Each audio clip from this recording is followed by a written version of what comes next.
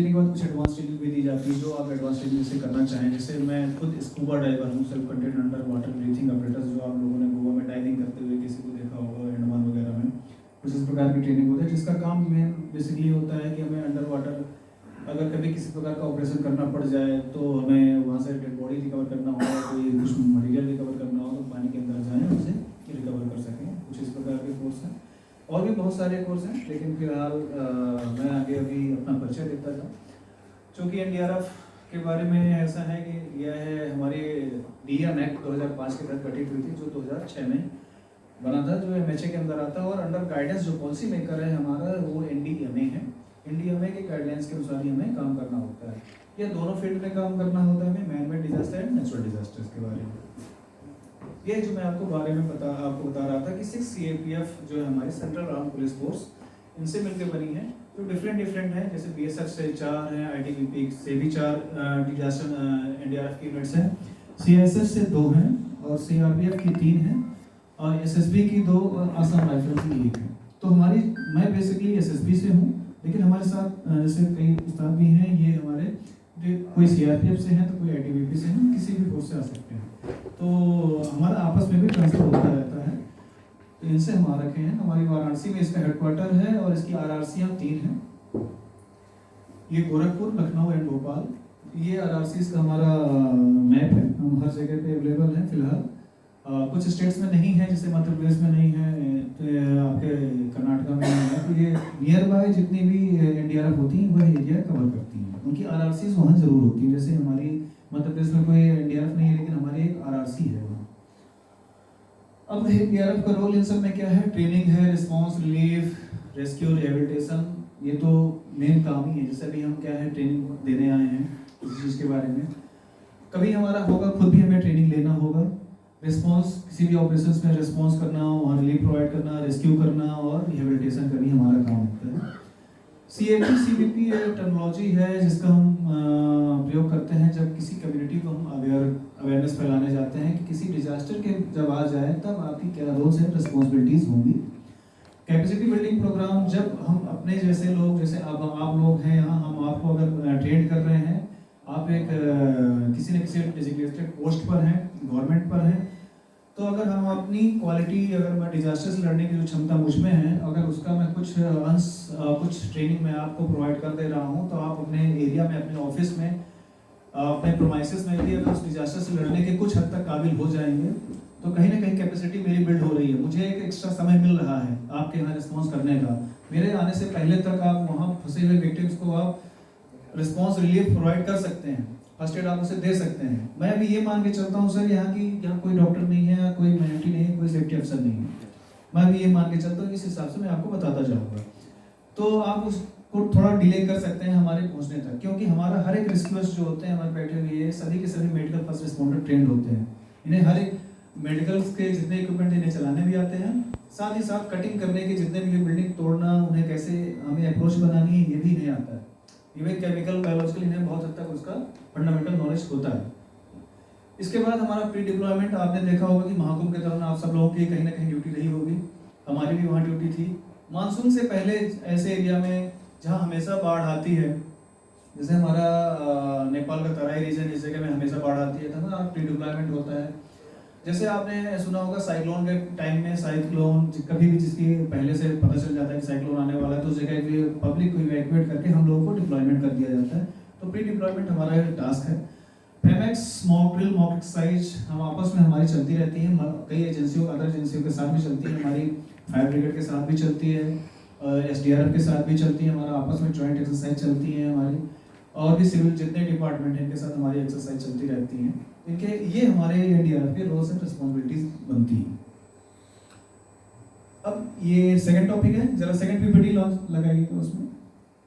ये तो था मेरा परिचय, जो कि हम एनडीआरएफ रहती क्या करती क्या है। अब हम आते हैं वापस अपने हॉस्पिटल मैनेजमेंट के बारे में, कि हॉस्पिटल डिजास्टर मैनेजमेंट क्या है, कैसे है, क्या काम करता है। तो देखिए ये सेम टू सेम वैसे ही है जैसे हम जिस जगह पे बैठे हैं, इस जगह पे हमें कैसे डिजास्टर्स को मैनेजमेंट करना है। इस जगह पे डिजास्टर आ जाए तो हर एक की जिम्मेदारी क्या क्या होगी, मेरी जिम्मेदारी क्या होगी। वहाँ पे हॉस्पिटल में होंगे तो डॉक्टर्स की क्या होगी जिम्मेदारी, वहाँ जो हाउसकीपिंग स्टाफ होगा उसकी क्या होगी, फार्मासिस्ट होंगे वहाँ उनकी क्या होगी, इवन एम्बुलेंस ड्राइवर होंगे उनकी क्या होगी, टेक्निकल होगा, सिक्योरिटी मैन होंगे वहाँ उनकी क्या जिम्मेदारी होगी। तो ये सब जिम्मेदारी सबकी बताना, सबको एक टीम में बांटना, तो ये एक हॉस्पिटल डिजास्टर मैनेजमेंट प्लान कहलाएगा। तो इसके बारे में हम शुरू करते हैं। कुछ ये टॉपिक्स हैं जिसके बारे में मैं चर्चा करूंगा आपसे। आप इनमें से कुछ टर्म्स आप ऐसा हो सकता है जानते भी होंगे, जिनसे आप अवेयर होंगे। तो कुछ इस प्रकार से हॉस्पिटल मैन पावर रिसोर्सेज में आता है हॉस्पिटल डिजास्टर मैनेजमेंट कमेटी। सबसे पहले यह एक टर्मिनोलॉजी आती है। ये स्कूल में भी यही होता है, जहाँ आपके बच्चे जिस जगह पे पढ़ रहे होंगे तो वहाँ भी स्कूल डिजास्टर मैनेजमेंट प्लान बनता है। सेम प्लान यही आपका हॉस्पिटल डिजास्टर मैनेजमेंट प्लान भी होता है, और वहाँ भी स्कूल डिजास्टर मैनेजमेंट कमेटी होती है, जो सेम कमेटी हॉस्पिटल में भी होती है, जिसका नाम है हॉस्पिटल डिजास्टर मैनेजमेंट कमेटी। फिर है एरिया फॉर रेस्क्यू एजेंसीज। ऐसे आपके हॉस्पिटल्स में ऐसे कौन कौन से एरिया हैं जहाँ पे खास तौर पर ध्यान देने वाली बात है, और ऐसे कौन सी जगह हैं जहाँ पे रेस्क्यू एजेंसीज आएगी तो वहाँ अपना सेटअप तैयार करेगी, जहाँ रेस्क्यू करके उन बंदों को लाएगी। जैसे जनरली आपने असेंबली एरिया आपने देखा होगा, बड़े शॉपिंग मॉल्स और हॉस्पिटल्स में बाहर एक बोर्ड लगा रहता है कि असेंबली एरिया यहाँ है। वही असेंबली एरिया उसी जगह पे बनाया जाता है जहाँ बिल्डिंग में किसी भी प्रकार का डिजास्टर आ जाए तो उसका किसी भी प्रकार का डेब्रिस वहाँ ना गिरे, उनके पहुँच से दूर हो। हॉस्पिटल बिल्डिंग सेफ्टी प्लान है। हॉस्पिटल में बिल्डिंग में किस किस प्रकार की आपकी सेफ्टी है, स्ट्रक्चर कितना है, कितने फ्लोर की बिल्डिंग है उसमें, और कितने एग्जिट एंट्री रूट हैं उसमें, इन सारी चीज़ों के बारे में चर्चा होती है उसमें। नेक्स्ट है हॉस्पिटल डिजास्टर रिक्वायरिंग इवैक्यूएशंस में आपको पहली बात तो ये कि हॉस्पिटल कितने कितने प्रकार के डिजास्टर्स उसमें आ सकते हैं, हॉस्पिटल को किन किन डिजास्टर से अधिक खतरा है, इनके बारे में है। फिर हॉस्पिटल का इवैक्यूएशन प्लान, हॉस्पिटल का इवैक्यूएशन प्लान कि वहाँ से अगर कोई किसी प्रकार का डिजास्टर आ गया तो वहाँ से हम इवैक्यूएट कैसे कैसे करेंगे, और करेंगे तो क्या हम पहले खुद की जान बचाएंगे कि या वहाँ फंसे हुए जो हमारे पेशेंट्स हैं उनकी जान बचाएंगे, क्योंकि रेस्क्यू एजेंसीज जो होगी उसे आने में तो समय लगेगा ही लगेगा, ये बात मान के चलिए। वहाँ पे मौजूद जैसे हॉस्पिटल से स्टाफ है तो सबसे पहले जिम्मेदारी सिर्फ उन्हीं की होगी। फिर रेस्क्यू एजेंसीज आपके आसपास कौन सी है, एनडीआरएफ है, एसडीआरएफ है, फायर ब्रिगेड है, या और कोई है, ऐसी कोई एजेंसीज हैं जिनको आप नियर बाय एजेंसी जो सबसे पहले वहाँ पे आएगी और रेस्क्यू का काम को शुरू करेगी आपके बाद, क्योंकि कुछ विक्टिम्स तो ऐसे होंगे जो आप निकाल लेंगे, कुछ ऐसे पेशेंट होंगे जिन्हें तो आप निकाल लेंगे, लेकिन कुछ तो ऐसे होंगे जो फंस जाएंगे, जैसे कुछ आईसीयू वगैरह में है जो मोबाइल नहीं है, उनके लिए आपके पास अल्टरनेटिव प्लान क्या है। तो ये अगर नहीं है, मान लीजिए इतना समय नहीं मिल पा रहा, आप तो कर सकते थे, लेकिन अगर समय अलाउ नहीं कर रहा, टाइम अलाउ नहीं कर रहा है, तो उसके बाद फिर एक्सपर्ट एजेंसीज बुलानी पड़ेगी जो वहाँ जाके उन्हें निकाल सके, या तो जैसे फायर ब्रिगेड उनके पास प्रॉक्सिमिटी सूट होते हैं तो उनके माध्यम से वो निकालते हैं। जो फायर हमारा हालांकि विभाग नहीं है, हमें नहीं इसका मैंडेट नहीं मिला हुआ है, लेकिन फिर भी प्राइमरी टास्क हम उसमें भी कर सकते हैं। तो इसमें डिटेल्स से इनके बारे में थोड़ा सा जानते हैं। नेक्स्ट आप इसे देख सकते हैं हॉस्पिटल डिजास्टर मैनेजमेंट कमेटी के बारे में, कैसे उसे हम मैनेज करेंगे, उनमें कौन कौन शामिल होगा। आप और भी लोगों को शामिल कर सकते हैं, जरूरी नहीं है कि जो मैंने इसमें लिख रखा है सिर्फ यही सिर्फ है। आपकी नज़र में वहाँ काम करने वाले बहुत सारे लोग हैं जो भी शामिल हो सकते हैं। तो सबसे पहले तो सेफ्टी अगर कंसर्न में देखा जाए तो हम तो सबसे पहले यही देखते हैं हॉस्पिटल में कोई सिक्योरिटी स्टाफ है क्या। तो सिक्योरिटी स्टाफ हर जगह किसी भी बड़े बड़े हॉस्पिटल्स है या किसी भी टाइप का हॉस्पिटल्स है, उनमें एक सिक्योरिटी स्टाफ पर्सनल्स होते ही होते हैं, जो इनको हम गेट पे हो या वाइटल इंस्टॉलेशंस होते हैं उस जगह पे हम लगा के रखते हैं कि यहाँ जहाँ मूवमेंट हमें कंट्रोल करना हो उस जगह पे लगा के रखते हैं। किसी प्रकार का असामाजिक तत्व तो आ जाते हैं, उनसे बचने के लिए भी आजकल हम लोग न्यूज़ में अक्सर देखते हैं कि डॉक्टर के साथ मिसबिहेव हो जाता है, कुछ इमोशंस में आके हो जाते हैं, उनके लिए भी हम रखते हैं।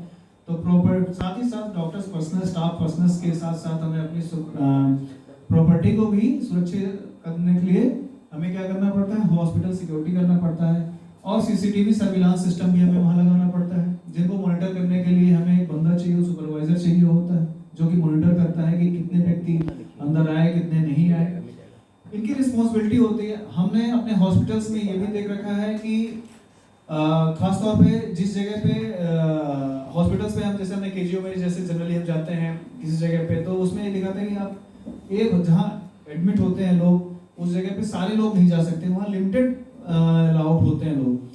तो उनका भी इन्हीं का काम है कि अंदर लिमिटेड लोग ही रहें, क्योंकि अगर किसी प्रकार का डिजास्टर अगर हो गया तो वहाँ भीड़ जमा हो जाएगी, क्राउड हो जाएगा, तो उन्हें कंट्रोल कर पाना बहुत मुश्किल हो जाएगा। तो ये कुल मिला के हॉस्पिटल सिक्योरिटी स्टाफ का काम रहेगा। डॉक्टर्स की रिस्पॉन्सिबिलिटी क्या होगी, कैसे समझेंगे हम, जैसे हम आपस में डिस्कस करें अगर जो, तो डॉक्टर्स हॉस्पिटल डिजास्टर में क्या रोल अदा कर सकते हैं? एनीवन, कोई भी चर्चा कर सकता है, जो आप सभी की तरफ से कैजुअलिटी से पहले की अगर बात करें कि डिजास्टर आ गया, अब आपके पास सबसे पहले क्या आएगा दिमाग में कि मेरे पास पेशेंट्स कौन हैं, आप जिसे ट्रीटमेंट जिसको दे रहे हैं उनमें से किस व्यक्ति को मुझे पहले निकालना है? ट्राइजिंग है, लेकिन ये ट्राइजिंग चूंकि डॉक्टर्स के दिमाग में तो मैं बता दूं कि पहले से रहती है, क्योंकि वो ट्राइजिंग तो हम चलिए ऐसा है कि जब आप किसी जगह पे पहुंचते हो उस जगह पे है ट्राइजिंग, आप तो हॉस्पिटल के अंदर आपको मालूम है कि आईसीयू के अंदर जो ऑलरेडी है वो सबसे गंभीर पेशेंट तो वही है, तो उसमें आपको ट्राइज करने की मुझे नहीं लगता कि जरूरत है, क्योंकि आपके तो दिमाग में ऑलरेडी ट्राइज हो रखा है। सबसे गंभीर पेशेंट कौन है आपको मालूम है, हल्का फुल्का किसी को चोट है, हल्का सा एक दो आदमी इसको लेके चल फिर भी जा सकते हैं, ग्रीन कैटेगरी तो आप उसे ऐसे ही दे देंगे, है ना?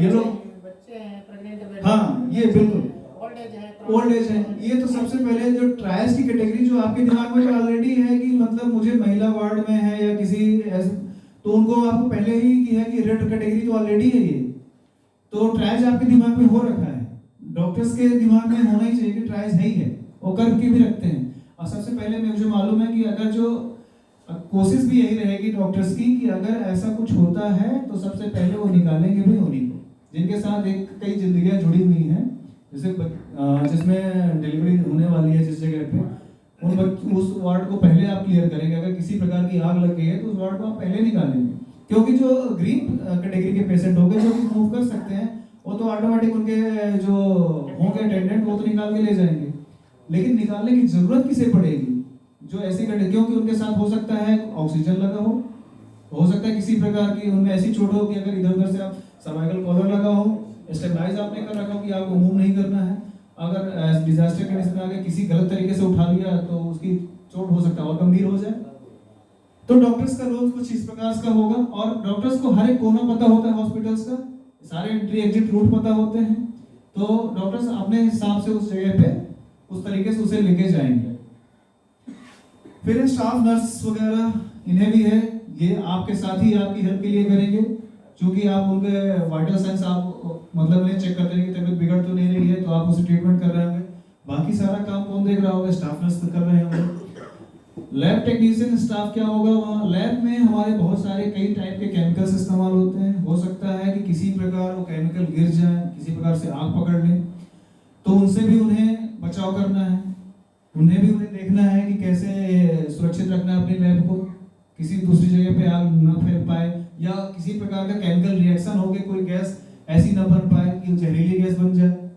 ये हमारा पॉइंट ऑफ व्यू है, आपके पॉइंट ऑफ व्यू से हो सकता है चीजें ऐसी ना होती हो। मैंने अभी आपसे क्या कहा कि मैं मान के चलता हूँ कि यहाँ डॉक्टर्स नहीं अवेलेबल है, तो हमारा पॉइंट ऑफ व्यू ऐसा है कि लैब टेक्नीशियन ऐसा है, हाउसकीपिंग स्टाफ इनकी भी जरूरत पड़ेगी आपको कि हाउसकीपिंग स्टाफ की उस टाइम पे क्या ड्यूटी होगी, आप इन्हें भी कोई रोल दे सकते हैं कि जब किसी प्रकार का डिजास्टर आ जाए तो आप उन्हें देंगे वो रोल अपना।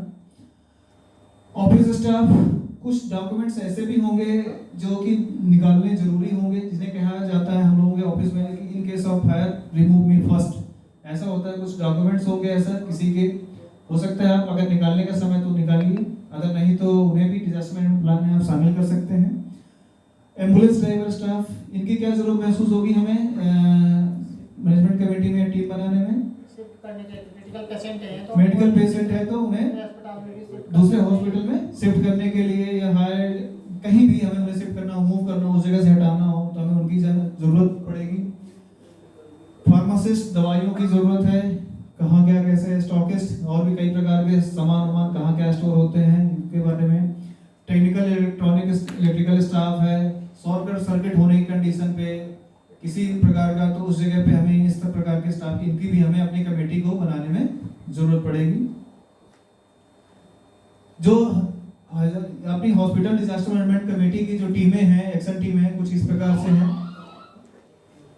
डिजास्टर अवेयरनेस प्रोग्राम टीम बनेगी कि समय समय पर आपको अपने हॉस्पिटल्स के द्वारा, अपने हॉस्पिटल्स के स्टाफ को अवेयर करने के लिए, क्योंकि जितने अवेयर डॉक्टर्स होंगे, फार्मासिस्ट वगैरह होंगे या स्टाफ नर्स होंगे, क्या उतना हमारा हाउसकीपिंग स्टाफ होगा, क्या उतना हमारा एम्बुलेंस ड्राइवर होगा, उतना नहीं होगा।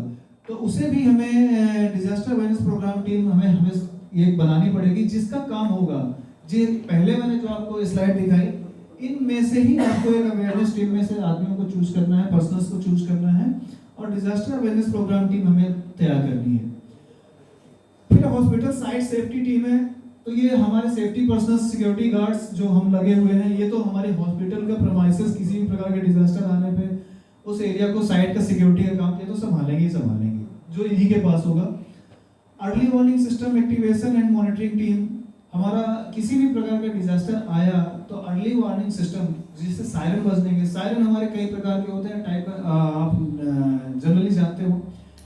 हमारा एक सिंपल सा डिजास्टर का है कि 3 लगातार सिग्नल, मतलब सायरन, आप उसी के माध्यम अगर वो लगातार बज रहे हैं तो इसका मतलब है कि कोई ना कोई आपदा है, डिजास्टर है। सिंगल का मतलब, इसका आप नोट डाउन कर सकते हैं, 213 मेथड है, 213 स्टार्ट, स्टॉप, इवैक्यूएट। अगर जो 2 विसल मारी जा रही है या 2 बार सायरन रुक के बज रहा है, तो कहने का मतलब आप जो काम कर रहे हैं जनरली आप करते रहिए, कोई इशू नहीं है। स्टार्ट, स्टॉप एंड इवैक्यूएट, उस जगह को खाली करना। 213 है ये, 213 213 आप नोट डाउन कर सकते हैं, ये इसी प्रकार से याद ही रहेगा, नहीं तो ये भूल जाता है। अगर 2 विसल्स चल रही हैं तो मतलब स्टार्ट है, जो काम आप कर रहे हैं आप करते रहिए, कोई इशू नहीं है।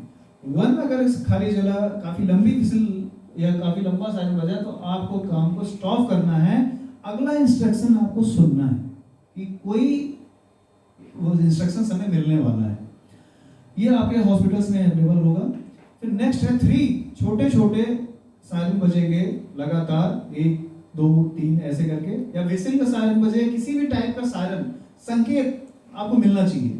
अगर वो मिल रहा है तो इसका मतलब है आप जहां भी हैं, जिस हालत में हैं, सब कुछ छोड़िए, उस जगह को आपको खाली करना है, उस जगह को खाली करना है। तो ये 213 सिग्नल है, तो ये अर्ली वार्निंग सिस्टम में आपका काम आएगा। सर ये जो सायरन वाली बात आपने बताई, ये कहीं इस्तेमाल तो हुआ ही हुआ, हर जगह इस्तेमाल होता है सर, जैसे कि हर जगह ही ये इस्तेमाल, चाहे फैक्ट्रियों में हो, कहीं भी जाएंगे सर इस्तेमाल होता है। कोई ऐसी घटना जहाँ पे थोड़ा सा बताइए कि मतलब अपने हॉस्पिटल में भी सर, चूंकि ऐसा है कि अभी हमारे जहाँ जहाँ हम लोग जाते हैं उस जगह पे ऐसी घटना या वो घटना इसीलिए हो जाती है कि उनके यहाँ अर्ली वार्निंग सिस्टम इंस्टॉल ही नहीं होता है। प्रॉब्लम ये है।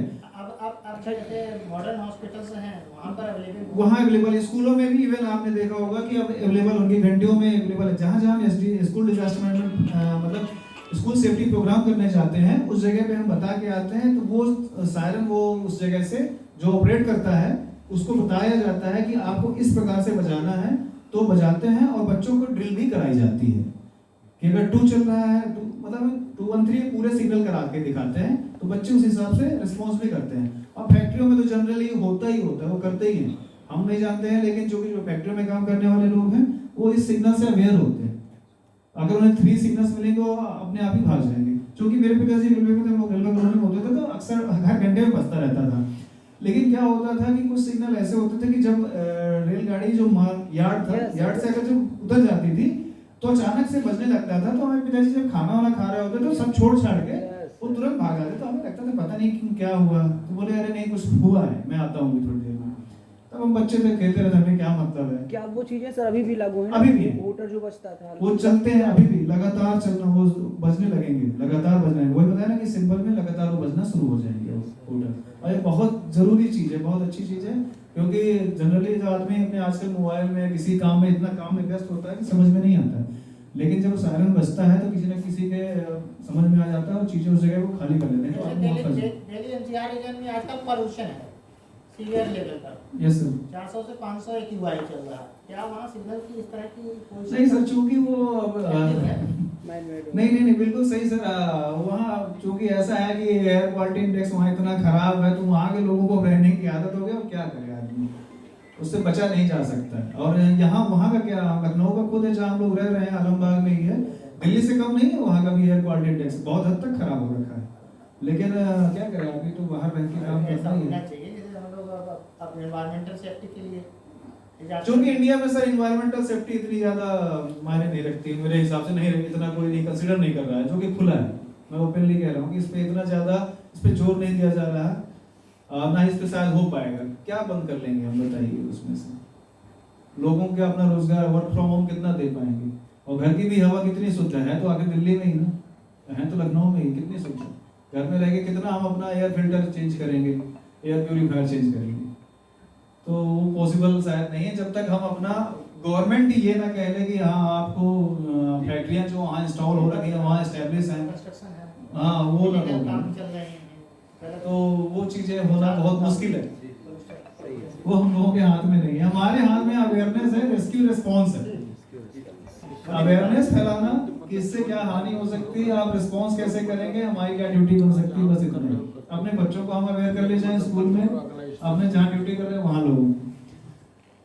फिर है आपका hospital search and rescue team, नहीं हॉस्पिटल इवैक्यूएशन टीम का हो गया, मूवेबल पर्सन है, अगर इवैक्यूएशन टीम होगी तो एक टीम आपकी हॉस्पिटल इवैक्यूएशन टीम की बनेगी।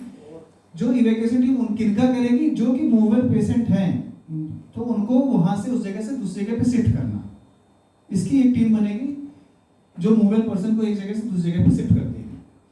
फिर है दूसरा hospital search and rescue team. चूंकि हॉस्पिटल्स ऐसा है कि कुछ कई स्टोरी की बिल्डिंग्स हैं, कई बड़े हैं, उस जगह से अगर जो कहीं किसी जगह पे कोई फंस गया है, जानकारी नहीं है, मैं बता रहा हूँ कुछ ऐसे ऐसी जगह आईसीयू है, ऑपरेशन थिएटर है, शायद हमें जानकारी नहीं होती, हम पब्लिक को नहीं मालूम होता कि वो किधर का रास्ता जाता है। हॉस्पिटल में जाके आदमी लगभग हैंग ही हो जाता है कि डायरेक्शन इसीलिए शायद बना रहता है, लेफ्ट किधर है, राइट किधर है, एग्जिट किधर है, हम भूल जाते हैं हॉस्पिटल जाने पे। मैं मैक्स हॉस्पिटल गया था, जो सहारा हॉस्पिटल हुआ करता था, वहाँ ऊपर जाने के बाद हमें दिशा ही भ्रम हो जाता है, जैसे कहते हैं किधर को जाना है, फिर पूछना पड़ता है इधर को जाना है। लेकिन ये केजीएमए में बहुत बढ़िया मतलब डायरेक्शन लगा रहा है। हाँ, केजीएमए में होगा। मैं अभी पीजीआई में गया था, पीजीआई का भी जनरल आपको ये बहुत जबरदस्त साइनेज तो बन गए हैं, गैलरी बन गई है अलग-अलग। लेकिन सबसे बड़ी कंडीशन है जब पैनिक होने की कंडीशन पर, जब आदमी पैनिक हो जाता है तो साइनेज समझ में नहीं आते किधर को जाना है। पब्लिक साइनेज इधर बना होता है और भागती पब्लिक अदर दूसरे साइड है, प्रॉब्लम ये हो जाती है।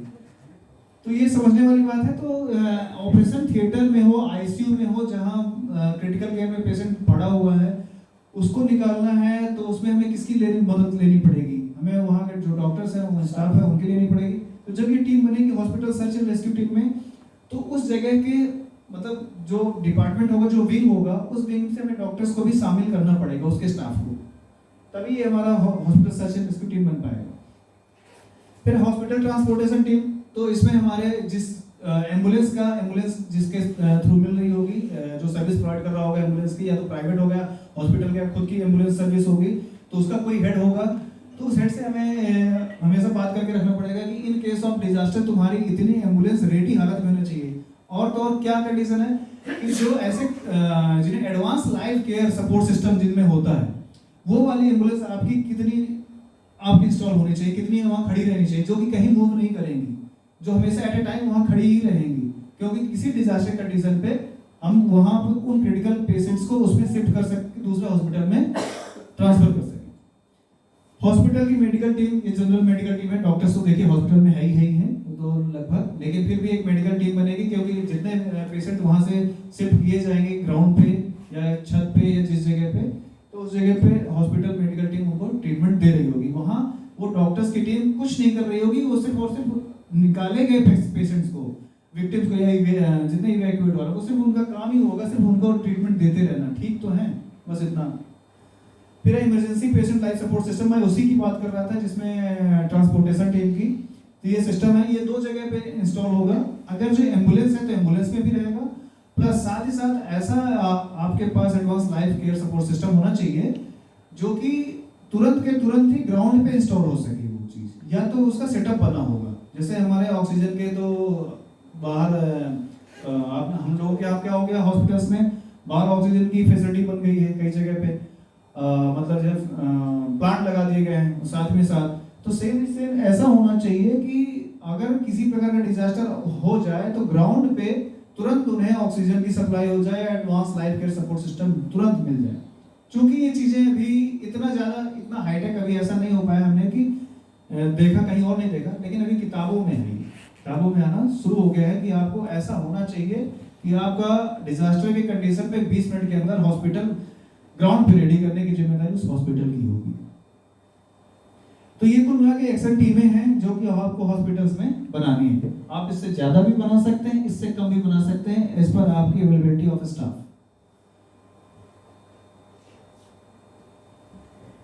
हॉस्पिटल बिल्डिंग सेफ्टी प्लान में इसमें देखिए कुछ चीजें हैं, जैसे कि आपका alternate building for transfer patients.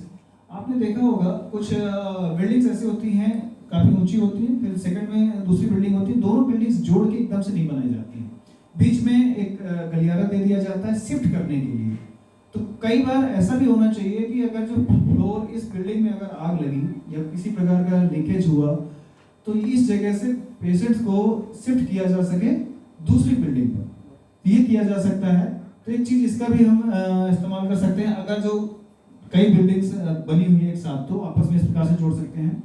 Multiple entry exit root होने चाहिए। जैसे मैं अभी पीजीआई के बारे में बताऊं, पीजीआई के जो न्यू विंग बना हुआ न्यू ओपीडी, उसमें मुझे 4 टाइप के मिले हुए एंट्री करने के लिए। स्टेयर्स भी हैं, लिफ्ट भी है, रैंप भी है ना, आपका एस्केलेटर्स भी है, और ये कई दोनों जगह से हैं, और लिफ्ट कई सारी हैं। तो अगर मल्टीपल एंट्री एग्जिट मोड होंगे किसी ऐसी कंडीशन पे, तो हमें मालूम है कि किसी डिजास्टर के फील्ड में, अर्थक्वेक में हो या शॉर्ट सर्किट में हो, आग लगने पे, तो हमें लिफ्ट का इस्तेमाल एस्केलेटर का नहीं करना है, लेकिन बाकी रैंप और सीढ़ी का इस्तेमाल तो हम कर ही सकते हैं। तो मल्टीपल एंट्री एग्जिट मोड होंगे, कई सारे होंगे, तो उसमें पेशेंट का लाना ले जाना आसान रहेगा, पब्लिक भी आराम से उसमें मूव कर पाएगी। इमरजेंसी डोर्स एंड विंडो, इसमें एक मेरा अपना व्यक्तिगत सुझाव ये है, जैसे हम लोग बताते हैं, चूंकि ये सुझाव हमें कहीं और से मिला ही था। जब मल्टीपल आपने देखा होगा हॉस्पिटल्स में कई सारे ऐसे केस हो जाते हैं कि आग लग पाई और वहां से पेशेंट निकल के बाहर नहीं आ पाए, बच्चों की डेथ हो गई या वहाँ स्टाफ था, उनको रेस्क्यू करते करते स्टाफ बेचारे उनकी जान चली गई। विंडो थी लेकिन वो बाहर काफी ऊंची कूद नहीं सकते, दिक्कत ये भी है। तो इस कंडीशन में हमारे पास क्या होना चाहिए कि दरवाजे में चलिए आग लगी हुई है और विंडो है बस आपके पास, कैसे निकलेंगे?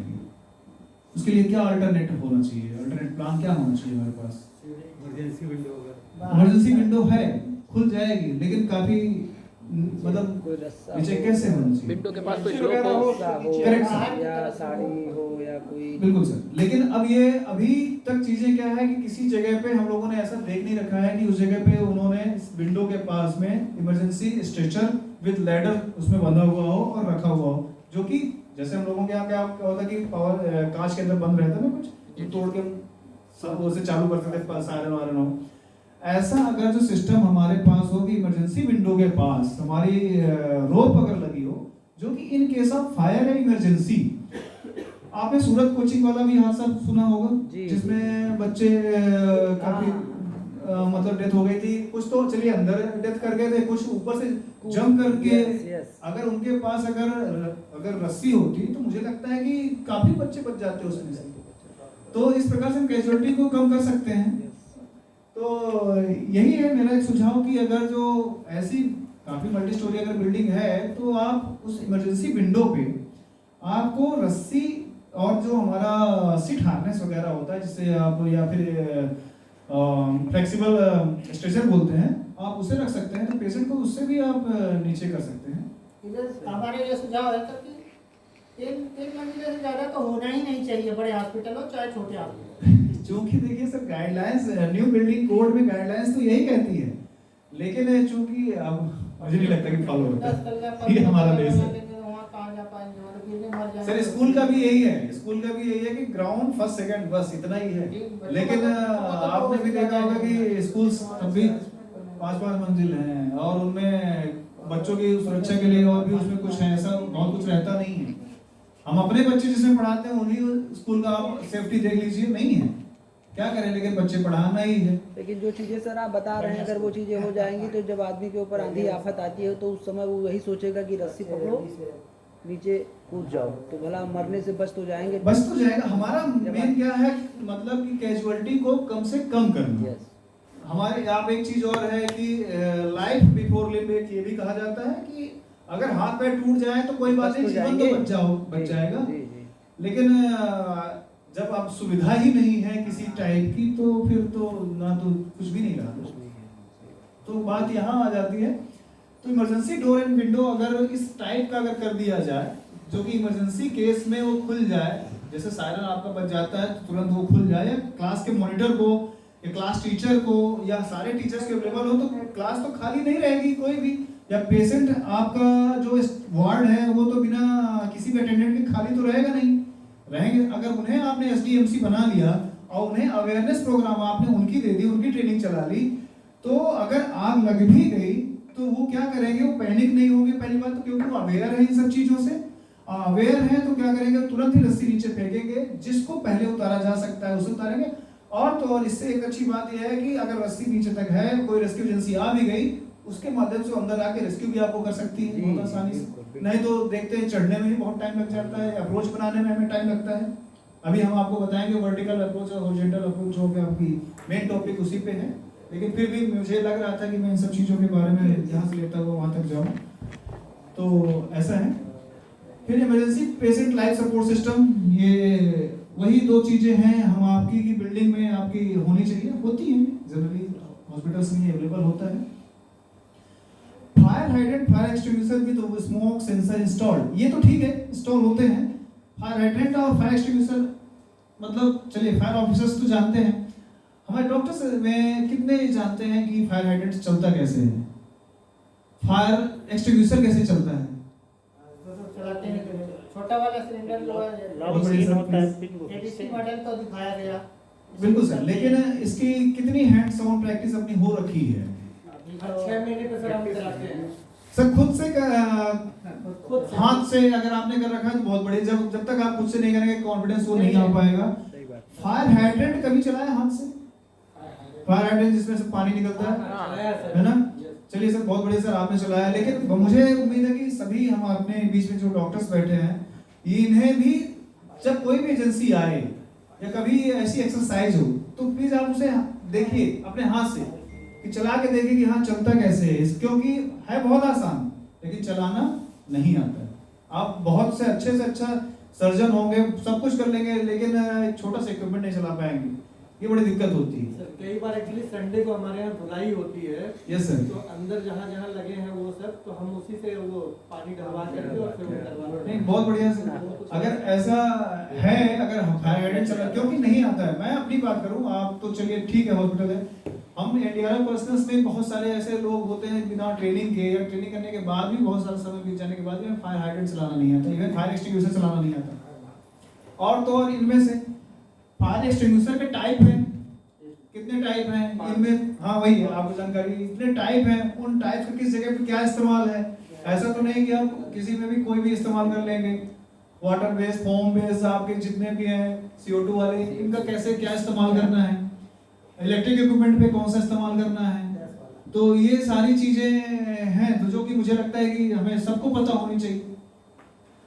फिर लाइटनिंग कंडक्टर हमारा इंस्टॉल होना चाहिए, हमें हमारे पास हजार्डस गैस के अलर्ट इक्विपमेंट ये अपने पास है कि अगर किस जगह पे अगर हमारा लैब है, जहाँ पे लैब में जो भी टेस्टिंग वगैरह चल रही है, किस रिएक्शन से कौन सी गैस प्रोड्यूस हो जा रही है, या किसी गलत तरीके से हो गया, या कोई ऐसा एलिमेंट आ गया जिसकी वजह से रिएक्शन गलत बन गया, तो कौन सी गैस उस जगह पे है, इसका भी अलर्ट सिस्टम नहीं है, या अगर है हॉस्पिटल में इंस्टॉल होना चाहिए। क्योंकि अब कुछ है ऐसी जगह पे हमने देखा है कि ऑक्सीजन कितनी इस जगह पे अवेलेबल है वो बताता है, तो ऑक्सीजन के सिवा और कौन कौन सी गैसेस वहाँ अवेलेबल तो नहीं हो रही, ये होना चाहिए।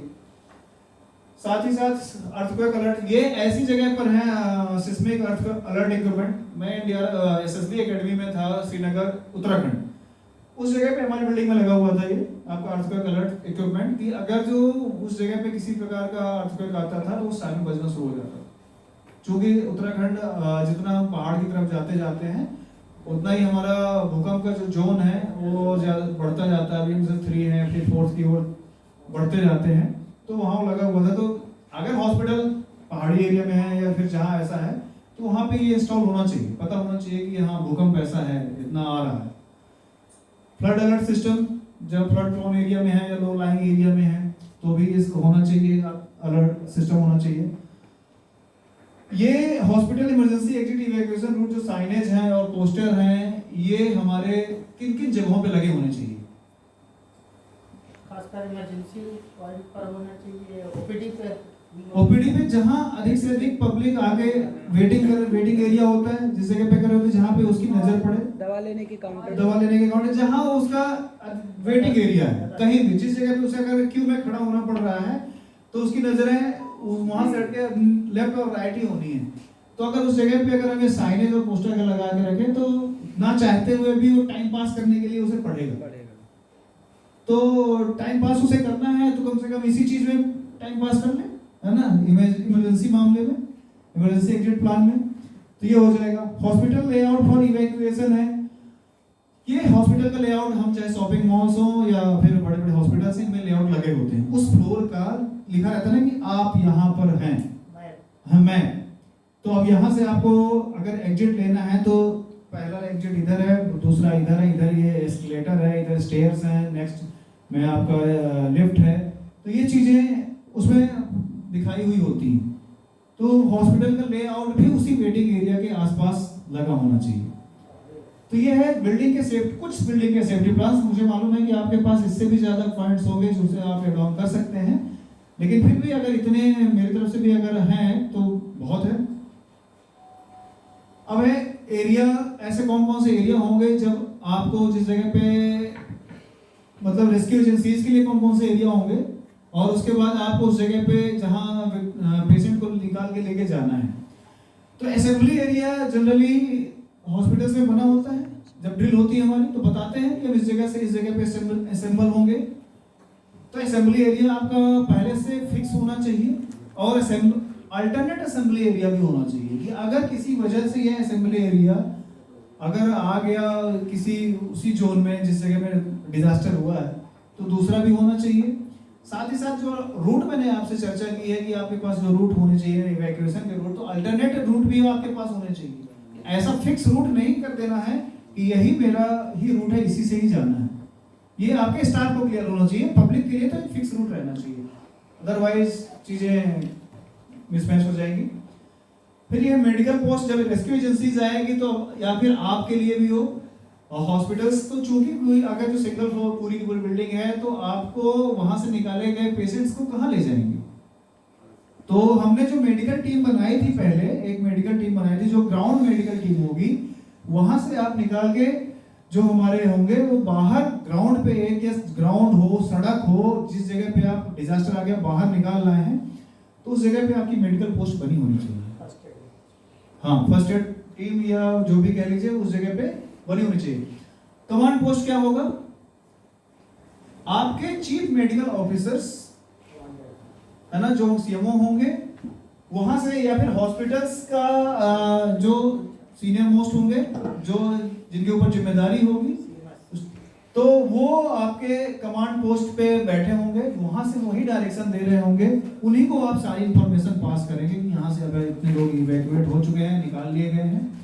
तो आपका कमांड पोस्ट भी आपका क्लियर होना चाहिए, जहाँ जिसे कहते हैं ऑफिस, वहां से होना चाहिए।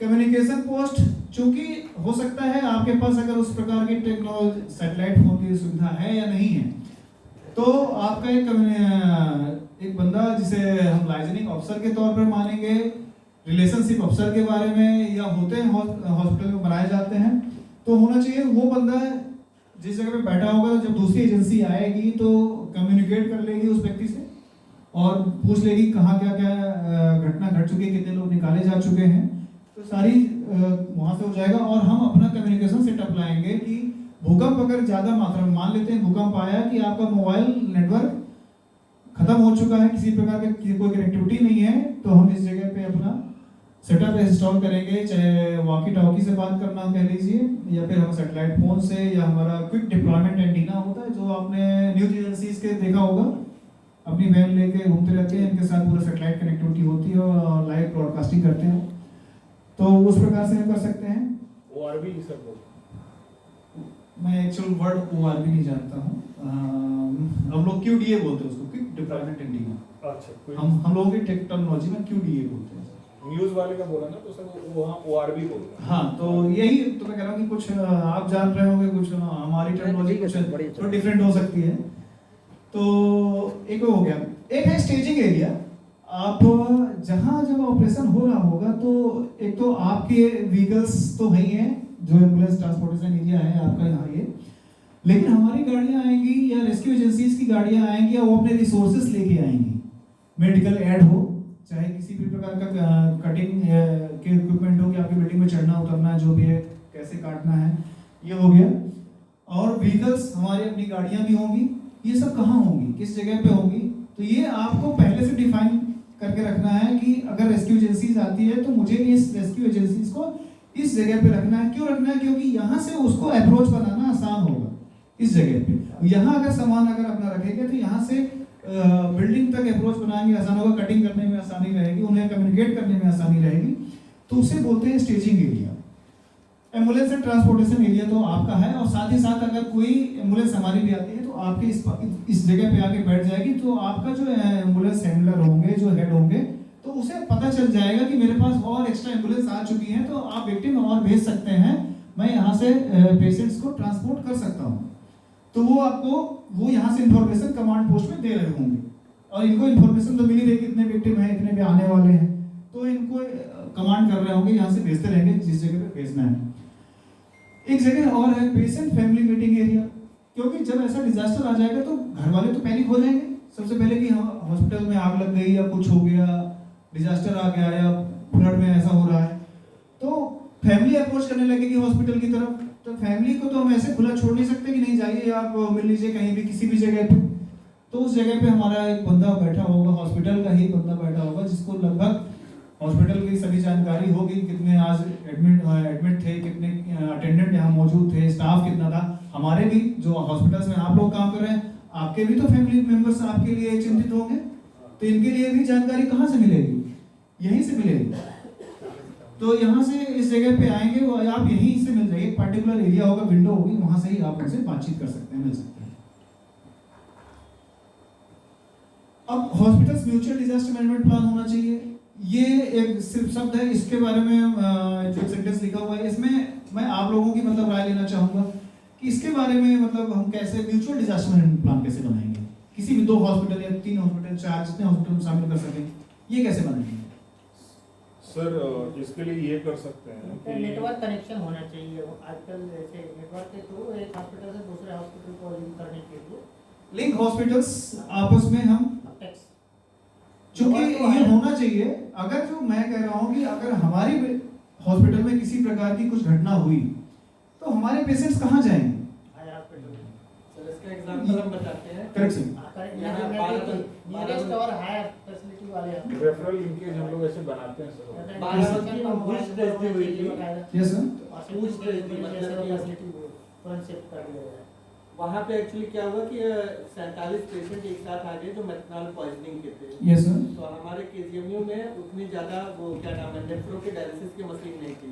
यस तो सर। हम लोगों ने बलरामपुर से संपर्क किया यस सर। और वहाँ पे फिर अपने पेशेंट शिफ्ट किए। बिल्कुल सर। तो ऐसे तो कुल मिला के यही है म्यूचुअल डिजास्टर मैनेजमेंट प्लान की। अगर आपके पास अगर किसी प्रकार पेशेंट बहुत ज्यादा आ जा रहे हैं या फिर आपका हॉस्पिटल उस डिजास्टर को मतलब संभालने में मतलब आप कैपेबल नहीं रहा है ना, अब आप तो डिजास्टर में हो गए, तो अब आपके पेशेंट जाएंगे कहाँ, उनको ट्रीटमेंट कौन देगा? और हम लोगों का दायित्व भी ये बनता है कि मुझे अपने से, जो हम लोगों की रिस्पॉन्सिबिलिटी होती है कि हमें अपने से हायर में ही आपको या अच्छे से अच्छे डॉक्टर को ही भेजना है, बिलो स्टैंडर्ड में मैं नहीं भेज सकता, ये भी हम लोगों के उसमें है।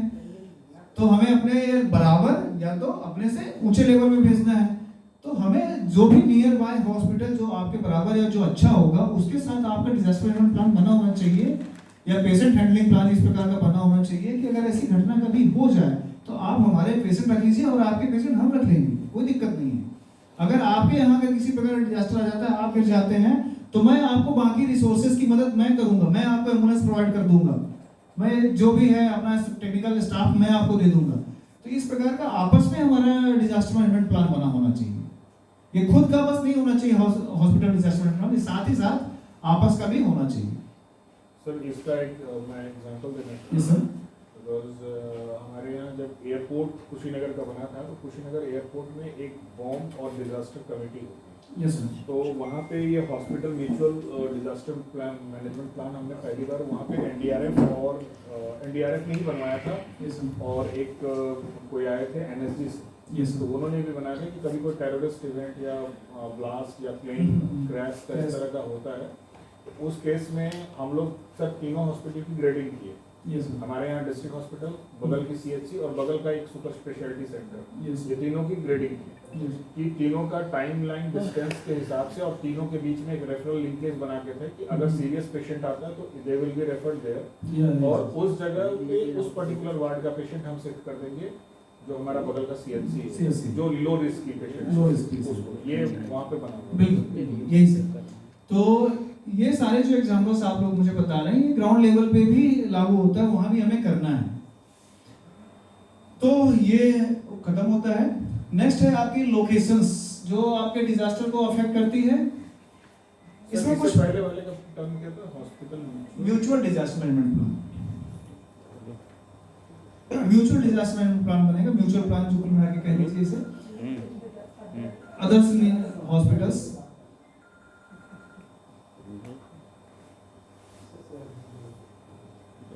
नेक्स्ट है लोकेशन। हॉस्पिटल कई बार जैसे आप डॉक्टर्स अभी हैं, नेक्स्ट टाइम पे हो सकता है कल को आप खुद भी ऐसे इतने कैपेबल हो जाएंगे, खुद का अपने हॉस्पिटल आपको बनाना एस्टेब्लिश करना है, तो कितने सारे पहलू या तो ध्यान में रखने हैं या चलिए जो हॉस्पिटल अभी है उसके बारे में आपको कितनी जानकारी इकट्ठा करनी है।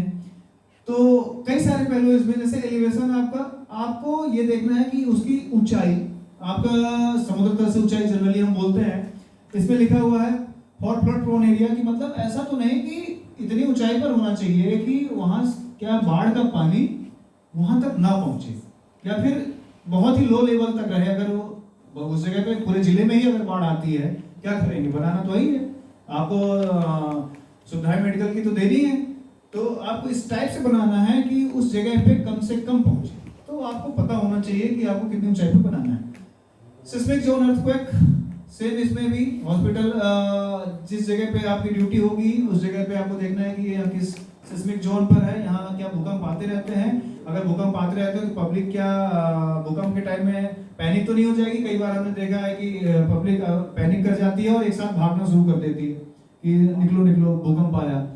तो क्या वो जनरल कंडीशन है उस जगह पे, क्योंकि जो बिल्डिंगें गवर्नमेंट की जो बनती हैं इस क्राइटेरिया में बनती हैं कि इतने लेवल का अगर भूकंप आएगा तो कुछ होगा नहीं। तो ये जानकारी होना बहुत जरूरी है।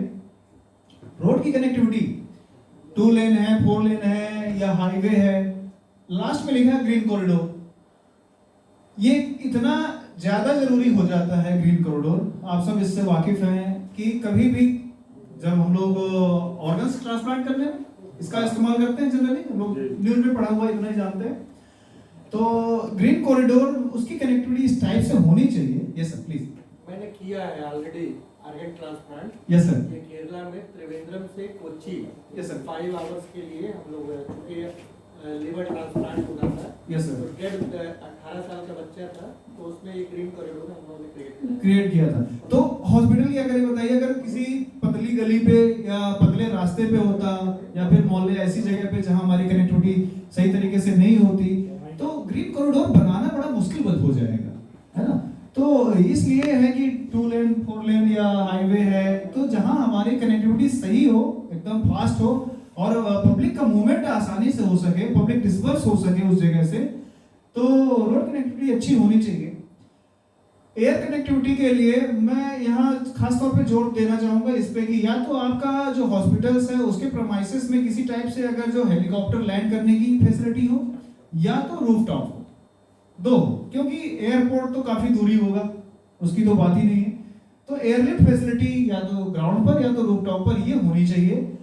कहीं से अगर किसी प्रकार का एयरलिफ्ट करना पड़ जाए किसी पेशेंट को, जब आए दिन देखते हैं कि यहाँ से पेशेंट एयरलिफ्ट किए गए, डिजास्टर के मामले में भी हमें देखते हैं कि जब बाढ़ भी आती है, हम लोगों के द्वारा खुद किया जाता है कि पेड़ में लटका हुआ व्यक्ति है और उसको फिर हमें एयरलिफ्ट करवाना पड़ता है, क्योंकि हम खुद तो जा नहीं पाएंगे उस जगह। हम तो बोट होती है हमारे पास, तो हमारे पास फिर रेस्क्यूअर्स होते हैं साथ में, जो फिर संपर्क स्थापित किया जाता है उससे, फिर उसमें जाते हैं, फिर उस व्यक्ति को निकाला जाता है। क्योंकि फ्लड में ऐसा व्यक्ति होता है कि उसके बाद पानी से उसे घबराने लगता है कैसे भी करके, तो उसे फिर हमें उसे ट्रेन करना होता है। इस मामले में हमारा इसके उसे बताता है कोई दिक्कत नहीं है, आराम से, PTSD जिसको बोलते हैं, पोस्ट ट्रॉमेटिक स्ट्रेस डिसऑर्डर। तो ये सारी कंडीशंस होती हैं। तो एयरलिफ्ट वाली कंडीशन या एयरलिफ्ट वाली फैसिलिटी हॉस्पिटल्स में अगर हो सके होनी चाहिए, अदरवाइज नियर बाय कहीं ग्राउंड हो, कुछ इस प्रकार से होना चाहिए। रेलवे की connectivity, near by railway station, क्योंकि ये तो जंगल सा है, इतना नजदीक होता नहीं है, हमेशा दूरी होते हैं, है तो अच्छी बात है, मूवमेंट फास्ट होगा किसी का भी। पॉपुलेशन नियर बाय, आपके आसपास पॉपुलेशन कितनी है, क्या कैसा एरिया है, एकदम से ऐसा तो नहीं घनी बस्ती वाला एरिया है या फिर काफी पॉश एरिया है, इस टाइप से उसमें पॉपुलेशन भी उसमें कंसीडर करनी है। क्योंकि अगर जो किसी जगह पे अगर नॉर्मल हमारी नॉर्मल घनी बस्ती होगी तो कितना ज़्यादा अवेयर होंगे हॉस्पिटल्स के होने वाले केसेस में, कितना पैनिक करेंगे, कितना नहीं करेंगे, हेल्प कितनी करेंगे, कितना आगे बढ़ के लेके आएंगे। तो ये सारी कंडीशंस पॉपुलेशन जो अगल बगल की होती। क्योंकि आपने देखा होगा कि अभी कोरोना के टाइम में हॉस्पिटल्स के अगल बगल कितनी कंडीशंस खराब थी। सबसे ज़्यादा वही मतलब ऐसा होता था, लोग हॉस्पिटल जाना भी पसंद नहीं कर रहे थे कोरोना में। तो ये मुझे वहीं से समझ में आया कि हॉस्पिटल्स का नियर बाय एरिया भी इन सब मामलों में मतलब है, अफेक्ट करता है। फिर नियर बाय रेस्क्यू एजेंसीज, इसकी पूरी लिस्ट, इनके साथ कोऑर्डिनेशन, इनके साथ आपकी मीटिंग, इनके साथ एक्सरसाइज, जो मॉक एक्सरसाइज होती है, इनके साथ आपकी हर 6 महीने में हो रही है या नहीं हो रही। इसे आपको हर जो स्पेशलिस्ट है उनके साथ होनी चाहिए। आपकी इन हाउस जो है हर महीने होनी चाहिए, जो हॉस्पिटल की अपनी खुद की है ये हर महीने होनी चाहिए। तो नियर बाय रेस्क्यू एजेंसीज के साथ आपके संपर्क कैसे हैं, संपर्क आपके बने हुए हैं कि नहीं। अगर जो जैसे हमारे यहाँ का स्टाफ है, अगर रेगुलर आपके हॉस्पिटल्स में हर 6 महीने में ही सही विजिट कर रहा है, तो आपके एंट्री एग्जिट, आपका इवैक्यूएशन प्लान, आपका डिजास्टर मैनेजमेंट प्लान से अवेयर है। In case of any emergency हम लोग रिस्पॉन्ड बहुत बढ़िया तरीके से कर सकते हैं, क्योंकि हमें मालूम है आपके एग्जिट रूट कहाँ है। अब आप जब हम ग्राउंड पे पहुंच रहे होंगे तो आपको हमें समझाने की जरूरत नहीं पड़ेगी कि सर यहाँ से आप कर लीजिएगा, यहाँ से आप कर लीजिएगा, पेशेंट यहाँ फंसा हुआ है, क्योंकि हम अवेयर हो गए हैं। एक्सरसाइज का सबसे बड़ा मतलब काम यही होता है। नियर अदर हॉस्पिटल्स, वही मैंने जो आपको बताया कि आपको किस लिए जरूरत पड़ती है, क्लासेस स्लाइड्स। एक चीज इसमें और मुझे ऐड करनी थी। Yes sir please. लोकेशन में आपने सब दिया, एक आपने वो क्या नाम है, रिवर या जो कई जगह ये रिवर मैं केरला के एग्जांपल दूं, वहाँ पे एक एस्टर करके, एस्टर मडसिटी हॉस्पिटल है। Yes sir. वहाँ पे ये सारी चीजें जो आप बता रहे हैं, सर। जैसे एयर कनेक्टिविटी के लिए उन्होंने हेलीपैड ऊपर बना यस सर। और साथ में उनके यहाँ बगल में चूंकि वो वाटर का है, वाटरवेज, वाटर एम्बुलेंस भी वाटर एम्बुलेंस, हाँ करेक्ट। और इवन बाइक एम्बुलेंस भी वहाँ पे चलती है। ओके सर, बाइक एम्बुलेंस भी है। ये आपने सही याद दिलाया। वाटर एम्बुलेंस हम लोगों की बनारस में भी चलती है। वाटर एम्बुलेंस वहाँ क्या होता है कि हमारे जितने भी घाट हैं, जितने भी सारे घाट हैं, एनडीआरएफ वहाँ तो हम लोग हेडक्वार्टर ही है। तो अक्सर क्या होता है कि अगर घाट पे किसी भी टाइप की किसी जगह पे अगर डिजास्टर हो जाता है या मतलब कोई व्यक्ति डूब जाता है, कुछ हो जाता है, तो वहाँ भी आपको मालूम बनारस गलियों का शहर है पूरा का पूरा। अगर उसे उठा के हम ऊपर की ओर ले जाएंगे तो इतनी भीड़ होगी, उसे निकाल पाना बहुत मुश्किल है। क्या करते हैं, उसे तुरंत अपनी वाटर एम्बुलेंस में बैठाते हैं, वहाँ से सीधे राजघाट लेके आते हैं, राजघाट से सीधे उसे हम हॉस्पिटल्स में जो भी नियर हॉस्पिटल्स वहाँ भेज देते हैं। तो ये सर हम लोगों के वहाँ चलता है। बहुत बड़े सर आपके यहाँ भी और हम लोगों के यहाँ भी है ये फैसिलिटी है। एम्स ऋषिकेश भी एक और हॉस्पिटल आ रहा है। यस सर, ये चीजें स्टार्ट होंगी सर, करेक्ट सर। अब तो हम लोगों के वाटर वेज भी धीरे धीरे शुरू हो गए, यहाँ से लेके प्रयागराज से लेके आपका बंगाल तक ये शुरू हो गया है। कई सारे इनलैंड वाटर वेज हैं कुछ, तो उनमें ये आपका केरला भी, उसमें केरला में तो लगभग वाटर वेज बहुत ज्यादा पॉपुलर है, वो बहुत ज्यादा चलते हैं। घर जाने के लिए भी शायद वाटर वेज का इस्तेमाल करते हैं। Correct sir. तो ये सिस्मिक जोन था जो मैं, चूंकि हम लोग उत्तर प्रदेश में हैं, तो मैं आपको थोड़ा सा इसमें बता दूं। जैसे आपके 2, 3, 4 और 5 हमारे जो मतलब भूकंप के जोन हैं, या आपने डिजास्टर इसके पहले देख रखा होगा। तो इन सब एरिया में जो कि जोन 4 में आपका हो गया और जोन 3, तो जोन 3 में हम लोग जैसे भी बैठे हुए हैं और आपका जोन 4 मतलब पूरा तराई का रीजन आ जाता है। तो इन एरिया में जितने हॉस्पिटल्स होने चाहिए तो उनमें अर्थक्वेक सिस्मिक मतलब इक्विपमेंट वहाँ अलर्ट इंस्टॉल होने चाहिए ताकि उन्हें पता रहे कि हाँ यहाँ पे इतना आ रहा है और उस प्रकार से बिल्डिंग भी बननी चाहिए। तो इसके लिए मैंने ये थोड़ा मैप डाला था। ये कुछ इमेज थोड़ी सी बस ऐसे ही चूंकि आप जान ही रहे हैं कि कैसे क्या होता है। अपने इंडिया में शायद बहुत ही कम हॉस्पिटल्स में रूफ टॉप में ये फैसिलिटी होगी। इंस्टीट्यूट्स में एरिया भी बने हुए हैं, एम्स वगैरह में है। गोरखपुर का अगर पता करें तो एम्स वगैरह में होंगे। एम्बुलेंस के लिए वो हेलीपैड बने हुए हैं। सुपर स्पेशलिटी में प्लान चल रहा है। सुपर स्पेशलिटी बिल्कुल सर। हॉस्पिटल डिजास्टर किन किन चीजों में जरूरी है आपके सामने है। फायर एंड स्मोक, इन सब चीजों के लिए आपका जरूरत पड़ती है आपको किसी भी एजेंसीज की या इवैक्यूएशन की। फ्लड की कंडीशन पर या इसे हम FW वाली का फ्लड, इसको फ्लड वाटर रेस्क्यू अपना ऑपरेशन इसका नाम दिया जाता है हम लोगों की तरफ से। फिर नेक्स्ट है गैस केमिकल। अब सीवीआर में इमरजेंसी इसमें है केमिकल, बायोलॉजिकल, रेडियोलॉजिकल, न्यूक्लियर। ये तो अब एक्चुअली मैं आपको फैक्ट बताऊं सर कि किसी भी हॉस्पिटल जिस हॉस्पिटल्स के हम लोग यहाँ पे बात कर रहे हैं, यस सर, मतलब जहाँ पे रेडियोथेरेपी हो रही है, यस सर, ऑब्वियसली वहाँ पे तो कभी ना कभी लीकेज का खतरा रहता है। करेक्ट। अगर कहीं बैड हैंडलिंग हो गई तो वहाँ पे रेडिएशन लीक या इस तरह का। होता है। अदरवाइज बहुत ऐसे कोई केमिकल हॉस्पिटल्स में आज के डेट में चूंकि 90% हॉस्पिटल ऑलरेडी मरकरी फ्री या इस तरह के केमिकल से फ्री चल रहा है। बिल्कुल बिल्कुल सर। तो मुझे लगा ये 4 ज़्यादा सुटेबल है फॉर पब्लिक हेल्थ फैसिलिटीज। क्योंकि ये ऐसी चीजें हैं कि हम बताएं ना सर कि इसमें हम कुल मिला के सारी चीजें सिर्फ पब्लिक के लिए या पेशेंट के लिए भी नहीं है, कुछ चीजें इसमें हमारे लिए भी है। क्योंकि इन हैंडलिंग करते वक्त हो सकता है हम इन सब चीजों से हम ही खुद बाद में आ जाए, हम ही विक्टिम बन जाए। तो ये कुछ सारी चीजें सबको ध्यान में रखते हुए मतलब इसमें लिखी गई है थोड़ा सा। तो इसके लिए तो हम इसमें जैसे बात कर रहे हैं गैस केमिकल लीक की या इमरजेंसी की, तो हमारे पास ऐसा इक्विपमेंट होना चाहिए कि इन सब चीज़ों से हम अपना बचाव कर सके। डिटेक्शन इक्विपमेंट होना चाहिए रिस्पॉन्ड करने के लिए। हमारे पास इन सब चीज़ों में खास चीज़ होती है पीपी होना चाहिए, पर्सनल प्रोटेक्टिव इक्विपमेंट, ये हमारे पास अवेलेबल होना चाहिए, रखे हुए होना चाहिए। अर्थक्वेक में को हम लोग जनरली बोलते हैं CSSR operation, collapse structure search and rescue operation. किसी भी प्रकार का अर्थक्वेक अगर बिल्डिंग गिरती है तो इसको बोलते हैं। तो अर्थक्वेक स्ट्रक्चर अगर किसी प्रकार से कोलैप्स होता है तो उसमें हमें कैसे रिस्पॉन्ड करना है, रेस्क्यू एजेंसीज का काम है तो कैसे आती है। लेकिन अगर ऐसा आ गया, ऐसा भी हो सकता है जब भूकंप आएगा तो बिल्डिंग गिर जाएगी, फिर रेस्क्यू एजेंसीज आएंगी, वो अपना काम करेंगी। फिर वही अभी अप्रोच के बारे में हम चर्चा करेंगे कैसे कर रहे हैं।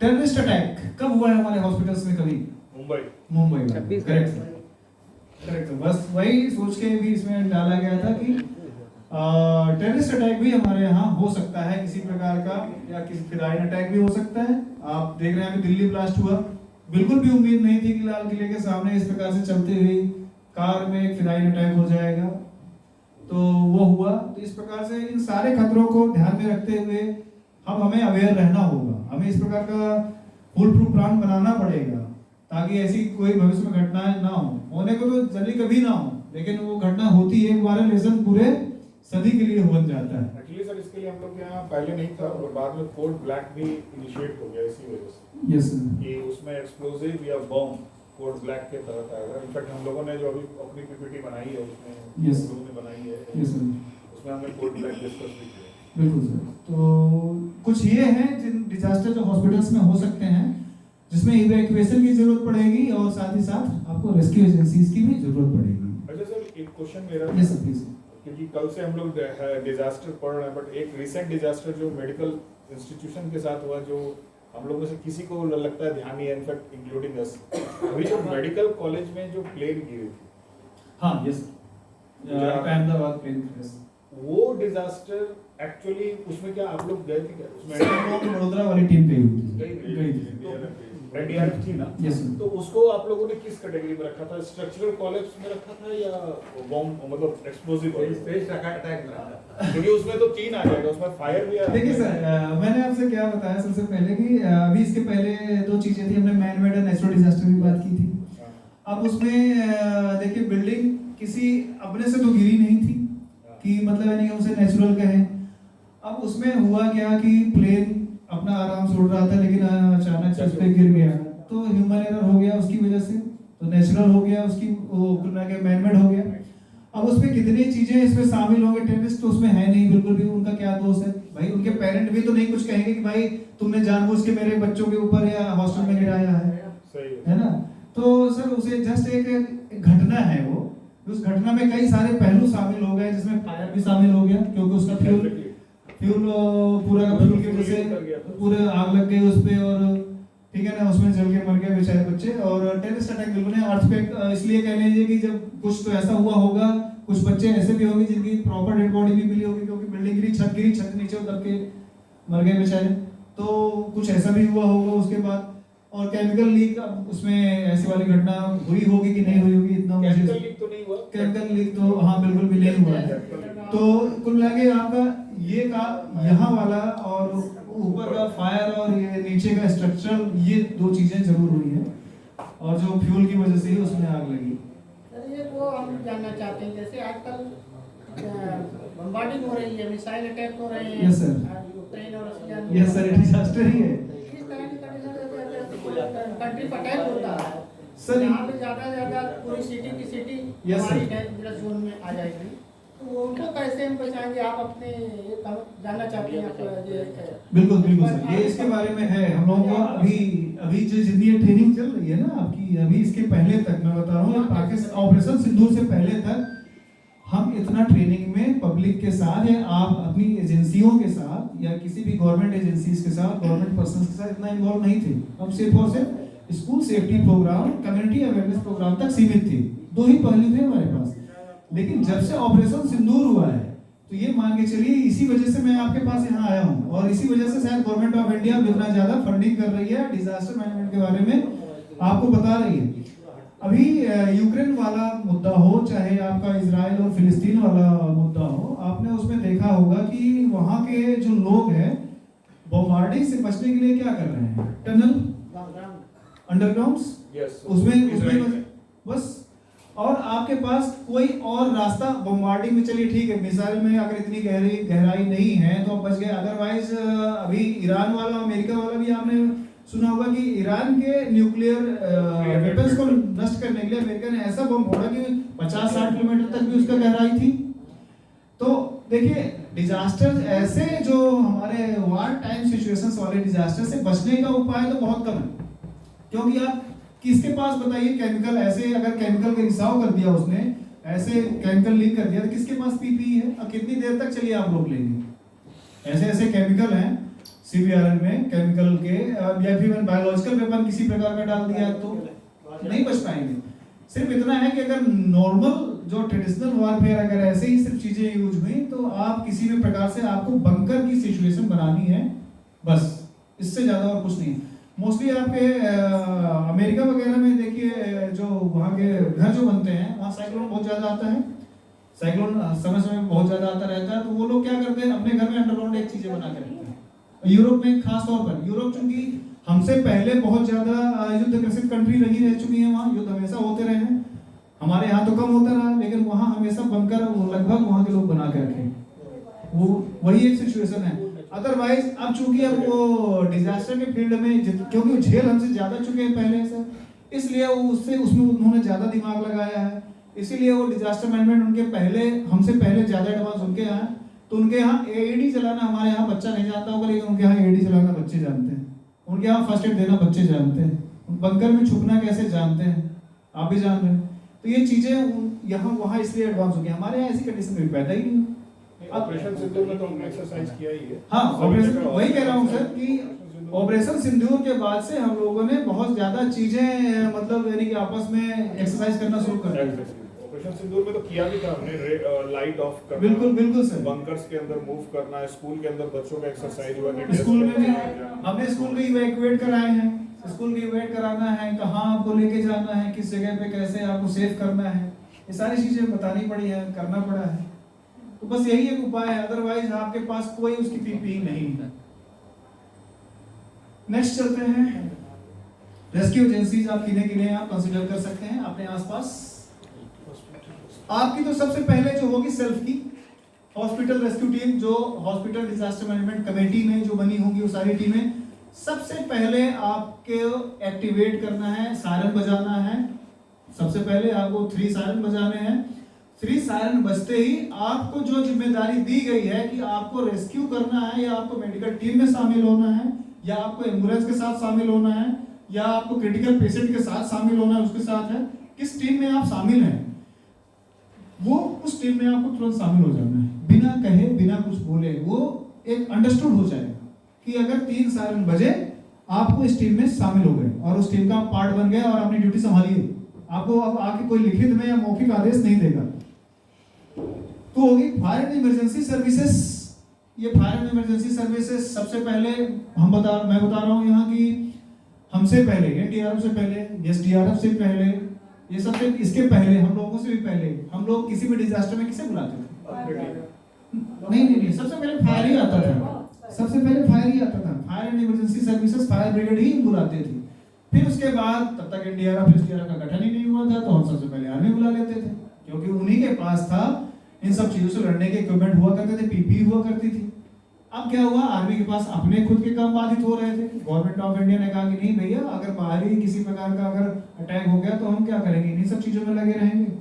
क्योंकि आपने भी देखा एक बच्चे को निकालने में आर्मी की कितनी फोर्स लग गई थी। वो कौन सा प्रिंस नाम का बच्चा जो था, ठीक है, अब तो कितना बड़ा हो गया। अब तो उसके बाद से चीजें एनडीआरएफ को गठित कर दिया गवर्नमेंट ऑफ इंडिया ने। एनडीआरएफ के बाद इसी तर्ज पे एसडीएमए गठित हो गई, तो इसलिए थोड़ा सा काम बांट दिया गया है। तो फायर एंड इमरजेंसी सर्विसेज को बुलाएंगे, फिर आप बुलाएंगे एसडीआरएफ को। एसडीआरएफ ही आएगी स्टेट लेवल में, सबसे अधिक वही अवेलेबल है हर जगह पे। सर यहाँ एसडीआरएफ है, लखनऊ में है, आपकी लखनऊ में है, बिल्कुल सर। वो और उसके काफी हर डिस्ट्रिक्ट में भी उन्होंने अपने अपने सेंटर बना लिए, लेकिन हमारे नहीं। हमारे पास मैं बताया ना कि आपके यूपी में एक गोरखपुर है और एक लखनऊ है। तो हमसे पहले जो पहुंचेगी तो वो एसडीआरएफ ही पहुंचेगी। फिर एसडीआरएफ क्या होता है कि एसडीआरएफ को किसी टाइप की अगर थोड़ी सी कमी महसूस हुई तो हमें तुरंत उनका, हमारा जैसे म्यूचुअल, आपने बोला ना कि म्यूचुअल आपका रिलेशन बना होना चाहिए म्यूचुअल, तो ऐसे ही हमारा एसडीआरएफ के साथ बना होता है। एसडीआरएफ निकलेगी तो हमें इन्फॉर्म करके निकलेगी कि सर हम ऐसी कंडीशन पे जा रहे हैं, सर हम सिंगल आपको कॉल करेंगे, अगर हमसे नहीं होगा तुरंत सर रेडी रहिएगा। तो हम उनके रेडी रहते हैं एकदम से, उनके कॉल का इंतजार करते रहते हैं, बैठे रहेंगे ऐसे लगा चेयर पे बैठ डिस्कस करते रहेंगे जब तक वहां से ये नहीं हो जाएगा सर अब नहीं आने की जरूरत नहीं है, हम संभाल लेंगे। अगर ऐसा उनके यहाँ से जब ग्रीन सिग्नल मिल जाता तो हम अपना विड्रॉ कर लेते हैं, अदरवाइज हम एसडीआरएफ की हेल्प के लिए मूव कर जाते हैं। नेक्स्ट है पुलिस की भी हमें क्यों जरूरत पड़ेगी किसी भी डिजास्टर में? भाई पब्लिक मैनेज करना, लॉ एंड ऑर्डर।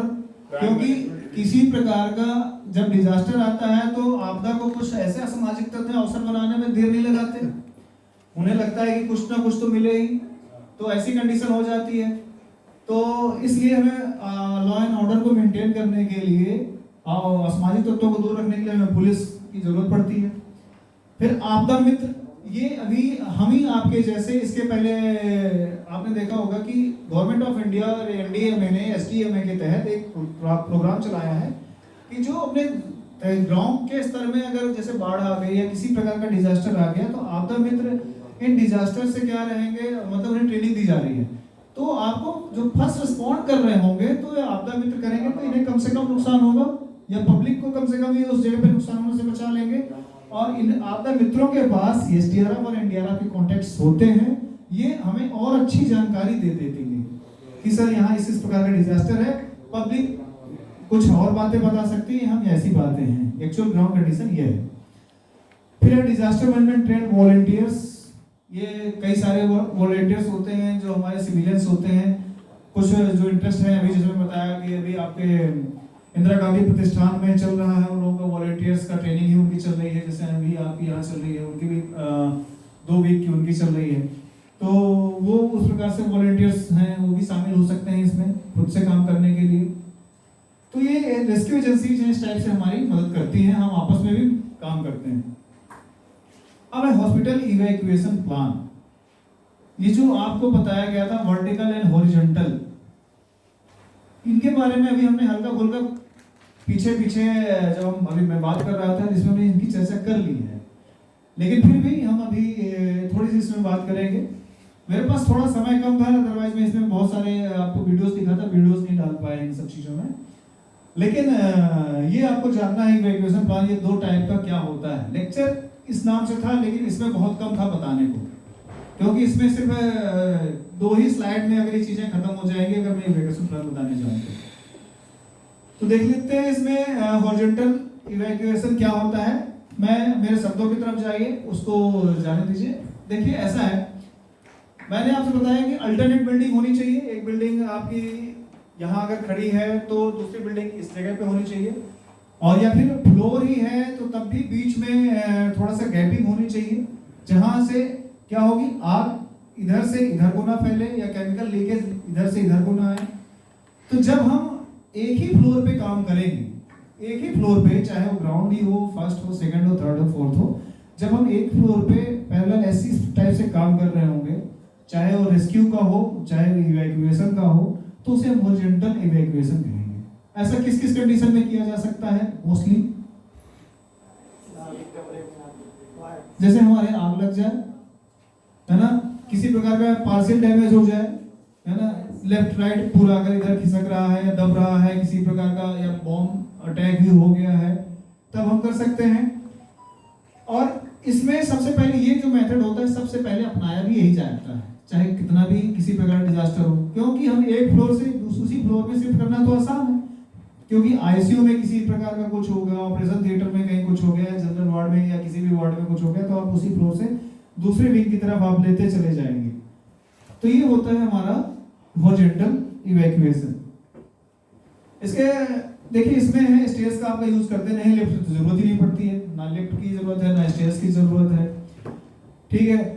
ये फास्टर सेफर भी होता है। फायर इसमें आपके आग अगर लगी है तो आपके पास मैं बताया ना कि आपको अगर चलाना आता है फायर हाइड्रेंट्स या फायर एक्सटिंग्विशर, तो आप चला के आप खुद भी आग बुझा लेंगे वो, क्योंकि अगर सेम कंपार्टमेंट में वो सेम उसमें है फ्लोर में, इतनी ज्यादा भयावह स्थिति नहीं है। इसका मतलब ये है, ऐसी कंडीशन होती है। पेशेंट्स की प्रायोरिटी वगैरह क्या करेंगे इसमें, किसको पहले ले जाएंगे? जो पेशेंट चल सकते, क्योंकि जो चल सकते हैं तो अपने आप, जो कि ऐसी कंडीशन होगी तो निकल ही जाएंगे, तो पहले इनको निकालो। प्रेग्नेंट मदर हैं, बच्चे हैं, बूढ़े हैं, वो तो है, जो वॉकिंग पेशेंट है तो हमें उन्हें जरूरत ही नहीं पड़ेगी। सबसे बड़ी बात तो ये है। पैनिक सबसे अधिक कौन करेगा?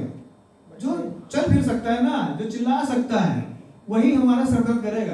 अरे नहीं मुझे पहले निकालो, मुझे पहले निकालो, है ना, 2-4 गाली भी सुना देगा आपको, है ना, भले कुछ भी होगा, है ना, सुनाई देगा।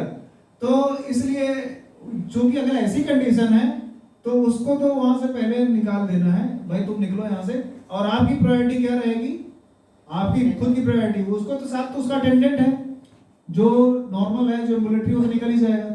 लेकिन डॉक्टर्स की या मेडिकल स्टाफ की प्रायोरिटी किसके ऊपर रहेगी? उन्हीं के ऊपर, जो बेडरिडन पेशेंट्स हैं उनके ऊपर, जो प्रेग्नेंट वीमेन है उनके ऊपर, ओल्ड पर्सन्स हैं उनके ऊपर, तो उनके ऊपर रहेगा। तो ये चीजें हमें ध्यान देनी है।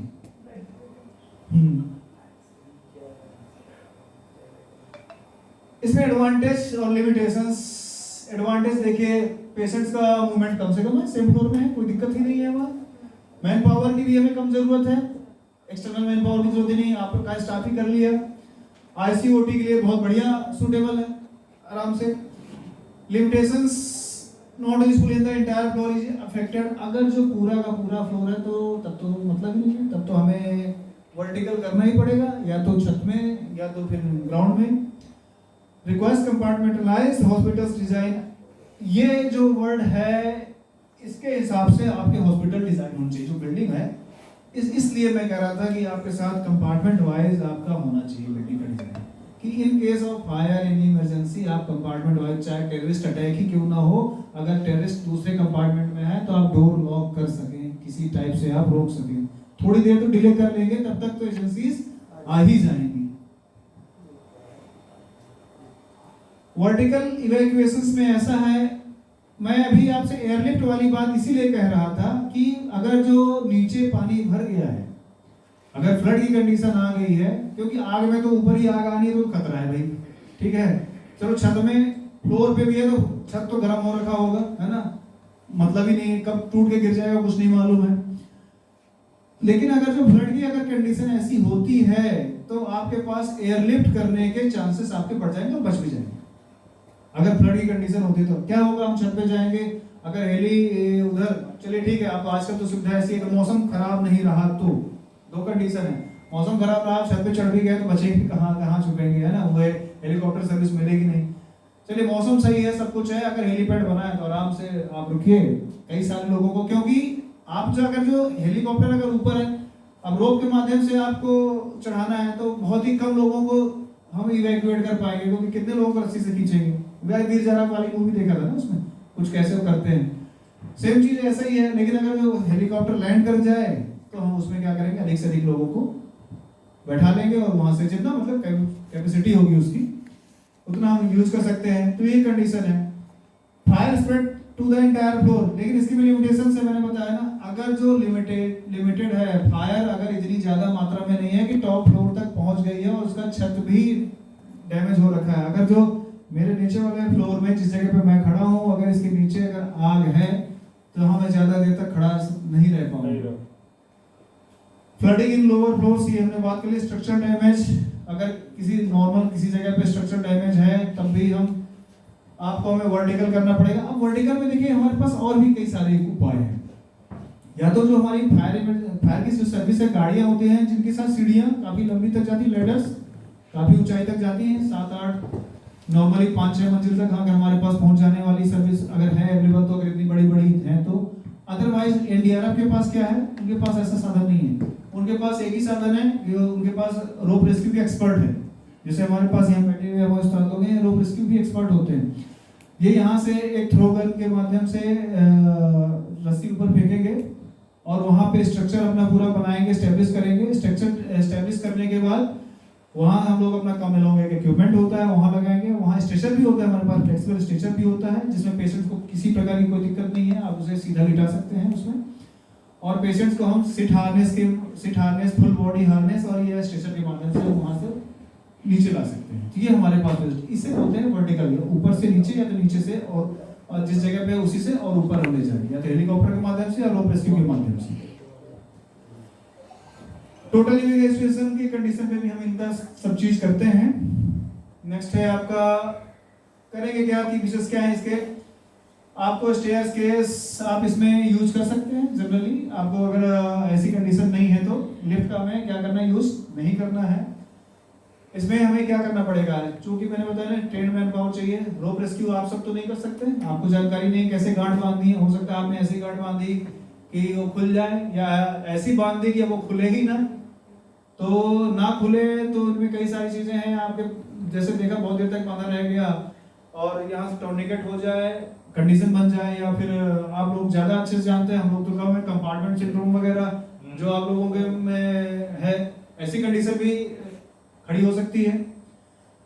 ट्रेन मैन पहुंचे, high risk and last resort options है। ये हाई रिस्क तो होता ही इसमें सबसे अधिक रिस्क होता है, क्योंकि आपने देवघर वाला हाथ रोप रेस्क्यू ऑपरेशन अगर देखा हो तो रेस्क्यू करते वक्त वहां से क्या हुआ था कि जिस जो हमारे कौन सी थी वो ट्रॉली थी ना, रोपवे की जो ट्रॉली थी उसमें तो वो फंस गई थी। 8-10 घंटे तक जो फंसे रह गए थे। तो उसमें जब हमने एक महिला वहां से निकाल के ली जा रही थी तो क्या हुआ कि उसने क्या किया, अपने हाथ ऊपर कर दिए। हाथ ऊपर करने से सीधा वो नीचे आ गई, क्योंकि जो इक्विपमेंट होते हैं वो या तो बांह के नीचे यहाँ फंसते हैं, यहाँ और कमर में, तो उनको ऐसे फंसा था। लेकिन उन्होंने नॉर्मल पहना हुआ था, फुल बॉडी हार्नेस था, इसके बावजूद भी हाथ ऊपर किए और नीचे से खिसक गए। तो ऐसी कंडीशन भी होती है। तो प्रॉब्लम तो होती है इसमें बहुत ज्यादा, लेकिन उसमें ट्रेंड पर्सन चाहिए होते हैं। इक्विपमेंट इसमें इवैक्यूएशन चेयर्स, ये उसी की बात कर रहे हैं हम लोग। सीट हार्नेस वगैरह, फुल बॉडी हार्नेस वगैरह यूज करते हैं, स्ट्रेचर्स भी यूज करते हैं, स्लाइड सीट भी हम लोग यूज करते हैं। फ्लाइट्स में भी आपने देखा होगा, जब आप लोग ट्रैवल किए होंगे तो उसमें वो बताती है जो एयर होस्टेस होती हैं कि अगर इन केस ऑफ इमरजेंसी यहाँ से ये स्लाइड खुल जाएगा और स्लाइड करेंगे खुलेगा। आप कोशिश किया करिए कि जब कभी भी आप फ्लाइट की टिकट बुक करें तो इमरजेंसी विंडो अगर है आपके पास, क्योंकि इमरजेंसी विंडो ऐसी कंडीशन होती है जहां से अगर नॉर्मल कंडीशन है, ऐसा हादसा ना हो, हालांकि मैं उसकी एग्जांपल नहीं ले रहा कि वो इमरजेंसी विंडो में बचा था, 11A सीट थी ना उसकी, ऐसा ही कुछ था। नहीं इमरजेंसी नहीं था, इमरजेंसी के आगे था, आगे की तरफ था, हाँ तो साइड से खुल के फेंका गया था। किस्मत उसकी अच्छी थी, किस्मत अच्छी थी। वहीं से वो ब्रेक किया और वो हाँ, तो चूंकि इमरजेंसी में इसलिए हमेशा डॉक्टर्स वगैरह हों या फिर जैसे वर्दीधारी हों, इसलिए होना चाहिए कि उन्हें इमरजेंसी विंडो खोलना आसान है और दूसरे लोगों को ऐसा नहीं होगा कि मतलब खुद ही निकल के भाग जाएगा। उसमें इतना पेशेंस होना चाहिए कि कम से कम दूसरे व्यक्ति को भी निकाल सके। इसलिए कभी भी हो तो अगर आप जाएं काउंटर पे तो आप उससे बोल सकते हैं कि मैं डॉक्टर हूं और अगर मुझे इमरजेंसी विंडो मिल सके, या मैं वर्दीधारी हूं, अगर मुझे इमरजेंसी विंडो मिल सके तो बहुत बढ़िया रहेगा। वो दे भी देते हैं, इमरजेंसी विंडो देते हैं। जनरली सब लोग प्रेफर नहीं करते इसलिए भी, क्योंकि फ्लाइट में तो विग आ जाता है तो वहां से व्यू नजर आता नहीं है, तो पब्लिक लेना पसंद नहीं करती। लेकिन आप ट्राई कर सकते हैं क्योंकि दूसरे की आपकी मदद हो जाएगी। तो कुछ ऐसी चीजें हैं इसमें। वर्टिकल इमेज पेशेंट्स प्रायोरिटी इसमें है, स्टेबल एम्बुलेटरी पेशेंट्स इसमें भी हालांकि वही है, क्योंकि इन्हें जल्दी जल्दी निकाला जा सकता है। और जो बेड रिडन होंगे इनके लिए होगा क्या है लास्ट में निकालने के, इनके लिए हमें अलग से इक्विपमेंट चाहिए होते हैं। जैसे बताया कि आपको स्ट्रेचर चाहिए होगा, सिक्योरिटी के लिए जितने भी रेस्क्यू इंस्टॉलेशन तो एक ही बनाया जाएगा, तो इनके लिए आपको अधिक टाइम भी चाहिए होगा, इसलिए सबसे लास्ट में निकाले जाते हैं। सबसे पहले अगर रोप के माध्यम से जल्दी जल्दी जिसको निकाल सकें उसको निकालेंगे। अब वहाँ लाइफ फर्स्ट होगी, किसी की भी लाइफ हो, लाइफ फर्स्ट होगी। फिर है एडवांटेज और लिमिटेशंस, तो इसमें सबके अलग अलग हैं, लेकिन लिमिटेशंस की बात करूँ टाइम कंज्यूमिंग तो ही सबसे लास्ट में आएगा। वर्टिकल चाहे एयरलिफ्ट करना हो चाहे नीचे ले जाना हो, ये कुछ उसके पैरामीटर्स हैं। उनको आगे ये सब वैसा ही है जैसा भी हमने इसके पहले चर्चा कर ली है, किसमें फास्ट होगा किसमें स्लो होगा। रोल्स रिस्पॉन्सिबिलिटीज हमारी क्या क्या होंगी, देखिए हमने इसके पहले रोल्स रिस्पॉन्सिबिलिटी अपनी हो चाहे आपकी हो हमने इसमें पढ़ ली है, सिर्फ एक स्लाइड मात्र है कि कौन कौन कैसा करेगा। तो मुझे लगता है कि जो ये लेक्चर हम लोगों ने अभी कंप्लीट किया है, तो इसमें चीजें आपको जो मैं बताना चाह रहा हूँ, थोड़ा सा इसके बारे में पहले से कुछ मुझे लगता है बहुत हद तक अवेयर रहे होंगे। और चूंकि लेक्चर ही ऐसा था जिसमें मुझे इवैक्यूएशन प्लान बना था, तो उसमें बहुत चीजें ज्यादा बताने को था नहीं, लेकिन फिर भी मैं उम्मीद करता हूँ कि जो चीज मैं समझाना चाह रहा था वो चीजें थोड़ा समझ में आई होंगी। लास्ट है MCIM ट्रायज, जो कि आप लोग बहुत पहले से करते हैं और ये हमने डॉक्टर्स वगैरह से ही सीखा, ठीक है। तो इसमें start method, simple tracks and rapid treatment, हम लोग इसका इस्तेमाल करते हैं। इसका जो फुल फॉर्म है, प्रायोरिटी में हम respiration, perfusion and mental status का हम चेक करते हैं, और रेस्पिरेशन हम लुक, लिसन और फील मेथड से हम इस्तेमाल करते हैं। ये हम NDRF की बात कर रहे हैं, किस प्रकार से NDRF इसमें करती है। ग्रीन और ब्लैक तो हमें सीधा सीधा समझ में आता है कि ब्लैक जो डेथ कर चुका हो और ग्रीन ऐसा जो कि मूव कर सकता हो। बचते हैं हमारे पास रेड एंड येलो। तो रेड में ऐसा है कि जो विक्टिम को इमीडिएट, जिसे फर्स्ट एड की जरूरत हो या इमीडिएट केयर की जरूरत हो, उसे हम रेड देते हैं। और येलो में जिसे हम थोड़ा डिले कर सकते हैं, डेंजर तो ये भी है, सीरियस तो ये भी है, लेकिन हम थोड़ा डिले कर सकते हैं, तो इसको हम येलो प्रायोरिटी देते हैं। कुछ इस प्रकार से था आपको हॉस्पिटल डिजास्टर मैनेजमेंट प्लान का ये चैप्टर और ये पूरी सारी चीजें। इसके बाद कई सारी चीजें हैं जो कि थोड़ा थोड़ा मैं आपसे डिस्कस करूंगा, तब तक आप 5 मिनट ब्रेक कर लीजिए। 5 मिनट ब्रेक करने के बाद हम इसमें टेबल टॉप एक्सरसाइज है थोड़ी सी, जिसमें हम नॉर्मली चर्चा करेंगे। मैं क्वेश्चन लूंगा, मैं उम्मीद करता हूँ वो तो समझ में आ ही जाएगा, ऐसा कुछ है नहीं बहुत बड़ा। आपको अपने अपने पॉइंट ऑफ देने हैं, बस वो सिर्फ चर्चा करनी है। तो एक ये पार्ट हो जाएगा। इसके बाद टेबल टॉप के बाद एक और है, इसमें भूकंप के बाद एक और चीज थी ना, इसमें एक और चर्चा थी, किसके बारे में है यार? Mock drill. हाँ, मॉक ड्रिल कैसे करना होता है, मॉक ड्रिल में आपको कौन कौन से पॉइंट आपको कंसीडर करने होंगे, इन सब चीजों के बारे में भी आपको चर्चा करना है। के बाद डीब्रीफिंग, थोड़ा सा अभी हम कंटिन्यू करेंगे, है ना। इसके 10 मिनट के बाद ही हम लोग इसको चर्चा करेंगे। निकालना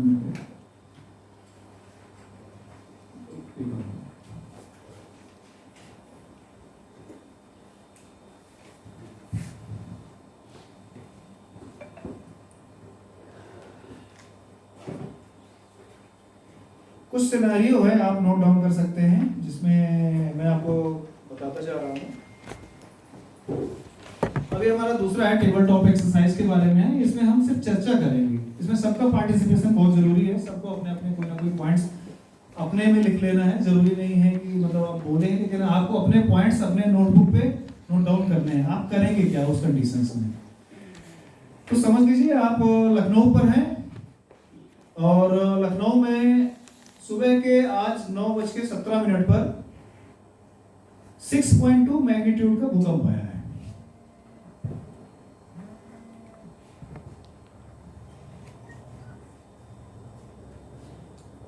जिसका इपी सेंटर आप जिस जगह पे बैठे हैं इसी के जस्ट बगल मार्केट पर ले लीजिए। जिस जगह पर हैं आप इसी जगह पे जो भूकंप आया है वो लगभग 30 से 40 सेकंड तक उसने सेक किया है।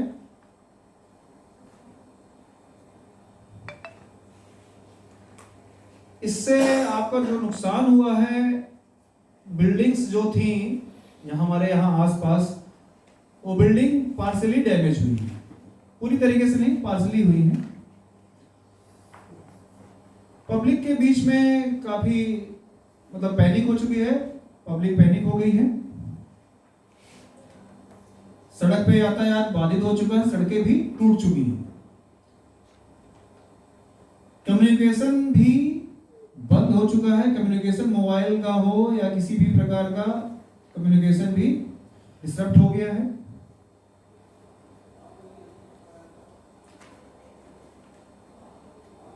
बिजली सप्लाई भी रुक चुकी है।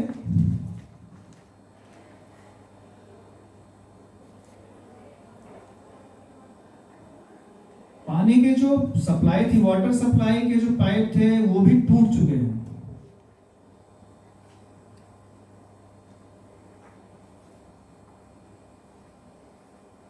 आप पॉइंट्स को नोट करते जाइएगा, नहीं तो बहुत बढ़िया रहेगा। जो फ्लाईओवर है नहीं, यहाँ सिनेरियो ऐसा है, अगर फ्लाईओवर है तो फ्लाईओवर में भी क्रैक्स आ चुका है, तो फ्लाईओवर भी उसमें किसी प्रकार का ट्रांसपोर्टेशन अब नहीं हो रहा, फ्लाईओवर बंद हो चुका है।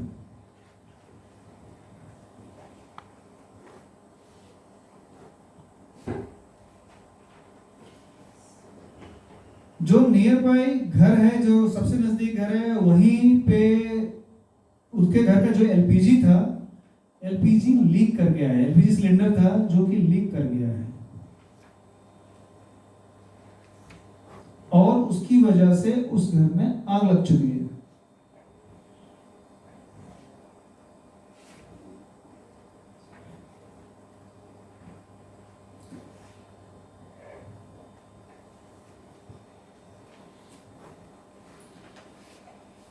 अब इस सब वजहों से पब्लिक में अफरा तफरी का माहौल है, तो इसमें सभी डिपार्टमेंट्स की क्या जिम्मेदारी होगी, आपकी क्या जिम्मेदारी होगी, या आप उस घटना में मतलब जैसे जिस डिपार्टमेंट से हैं तो उस डिपार्टमेंट से आपकी क्या होगी, और बाकी एजेंसियों को आप कैसे मतलब इनवाइट करेंगे या बोलेंगे, कैसे रिक्वेजिशन कैसे भेजेंगे, वो कैसे टैकल करेंगे। ये सारी चीज़ें आपको इस घटना से मतलब जूझना कैसे है, बचना कैसे है, बचाना कैसे है पब्लिक को, ये सारी चीज़ें आपको इसमें नोट डाउन करनी है। तो आपको अपने अपने पॉइंट्स इसमें बनाने की कैसे इस घटना में आप अप्रोच कैसे करेंगे। तो आपके पास इसमें भी 10 मिनट है, आप 10 मिनट इसमें ले लीजिए।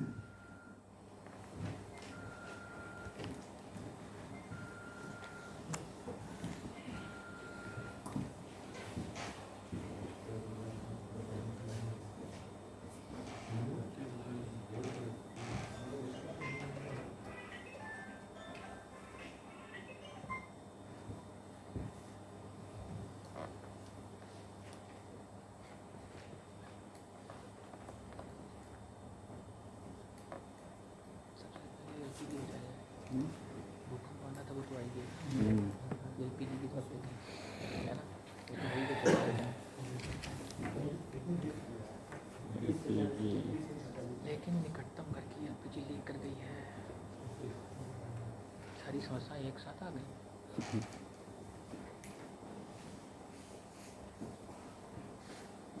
वाटर सप्लाई डैमेज है, पानी भी डैमेज हो गया, पा रही।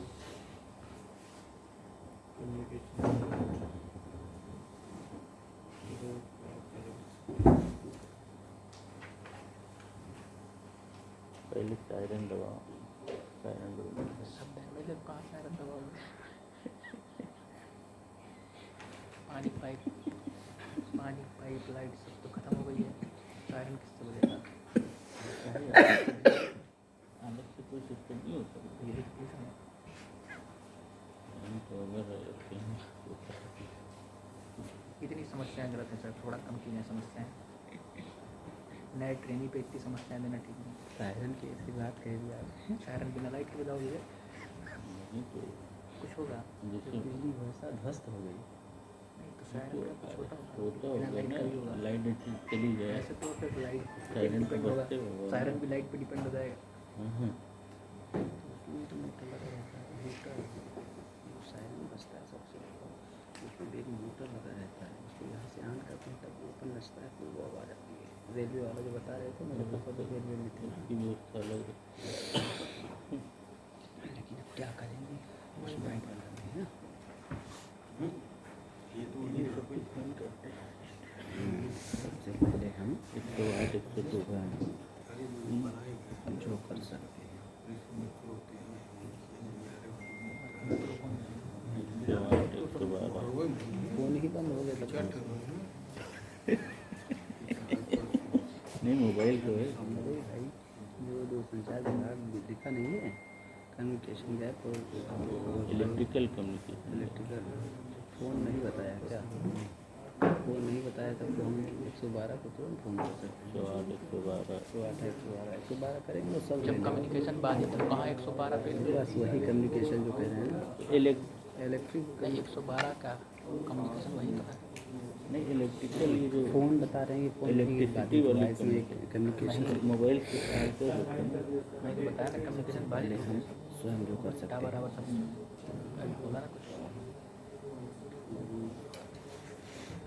समस्याएं थोड़ी कम की जाए, एकदम चार नहीं समस्याएं कुछ ना कुछ बताना तो वही।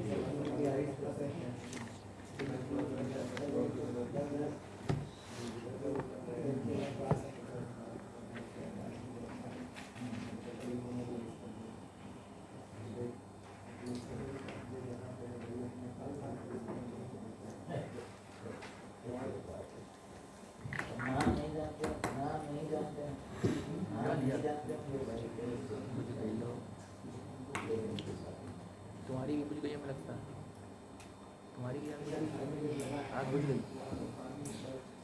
आराम से बैठे हो, नीति जो हो जल रही है, भाई साहब की जल रही है। यहाँ आग नहीं लगी है, यहाँ तो आप कोई पाया वही एक ही बात है, मतलब आपका आपकी अगला समाप्त तो नहीं कर, आप कुर्सी पे आराम कर रहे हैं। पहले पैनिक होने से लोगों को बचाओ। एक्सच्योर करो।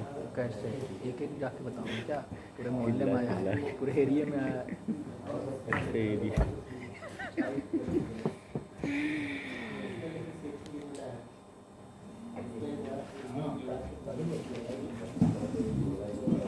पहले ये गैस जो आग लगी वो कैसे बुझेगी? कहाँ लग गई? सिलेंडर लीक हुआ, उसमें ये निकाल लग गई है। हाँ नहीं near LPG leak fire leak हुआ है, आग लगी? आग सही लगी लीक हुआ है। नहीं आग लगी फायर अकर चल आग रहा लगी तो है। उसको इवैक्यूएशन कराएंगे या फिर अगर आप थोड़ा सा उसे बुझाने में सक्षम है तो और तरीका देखेंगे अगर आपको पता है।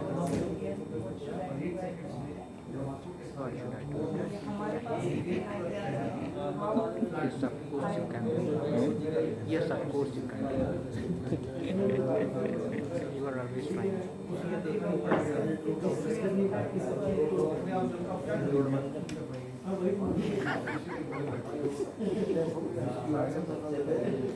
देख लो मिश्रा जी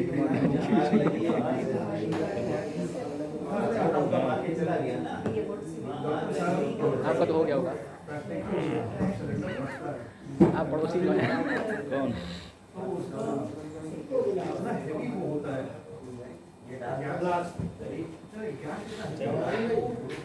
अरे हाँ चाय आ गई। विवेक एमडी वालों से कराना ठीक है।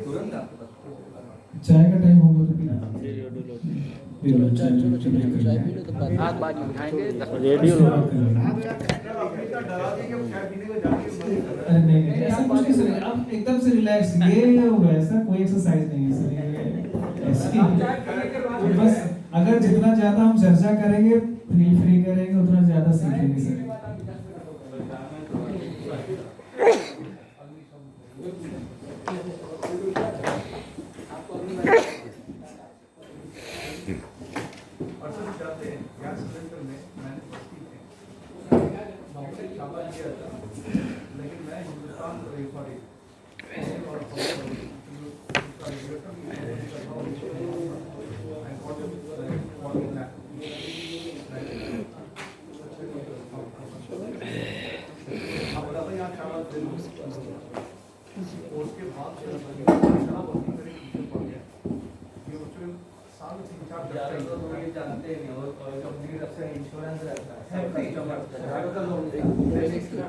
ये तो मैं आपको भेज दूँगा, भेज देंगे ग्रुप में डाल देंगे वो जो क्या बोलते हैं रिलीविंग के तौर पे आपको सब सारे कॉन्टेक्ट मिलेंगे। चाय पी लीजिए। सुनिए इनको भी नहीं वो तो सब इंडिया अभी उसको आप मना कर लिया।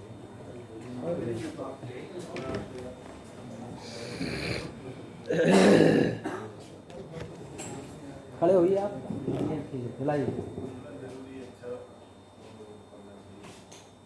आइए सर, कह रहे फोटो सर के साथ आइए टीम के साथ। हाँ टीम के साथ आइए सर लोग आइए। सलमान जी वो क्या नाम है आपका भाई साहब, वो एक मिनट जरा फोटो ले लीजिए।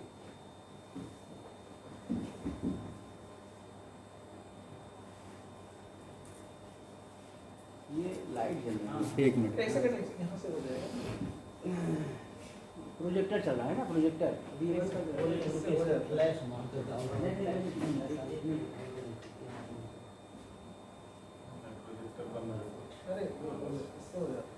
अच्छा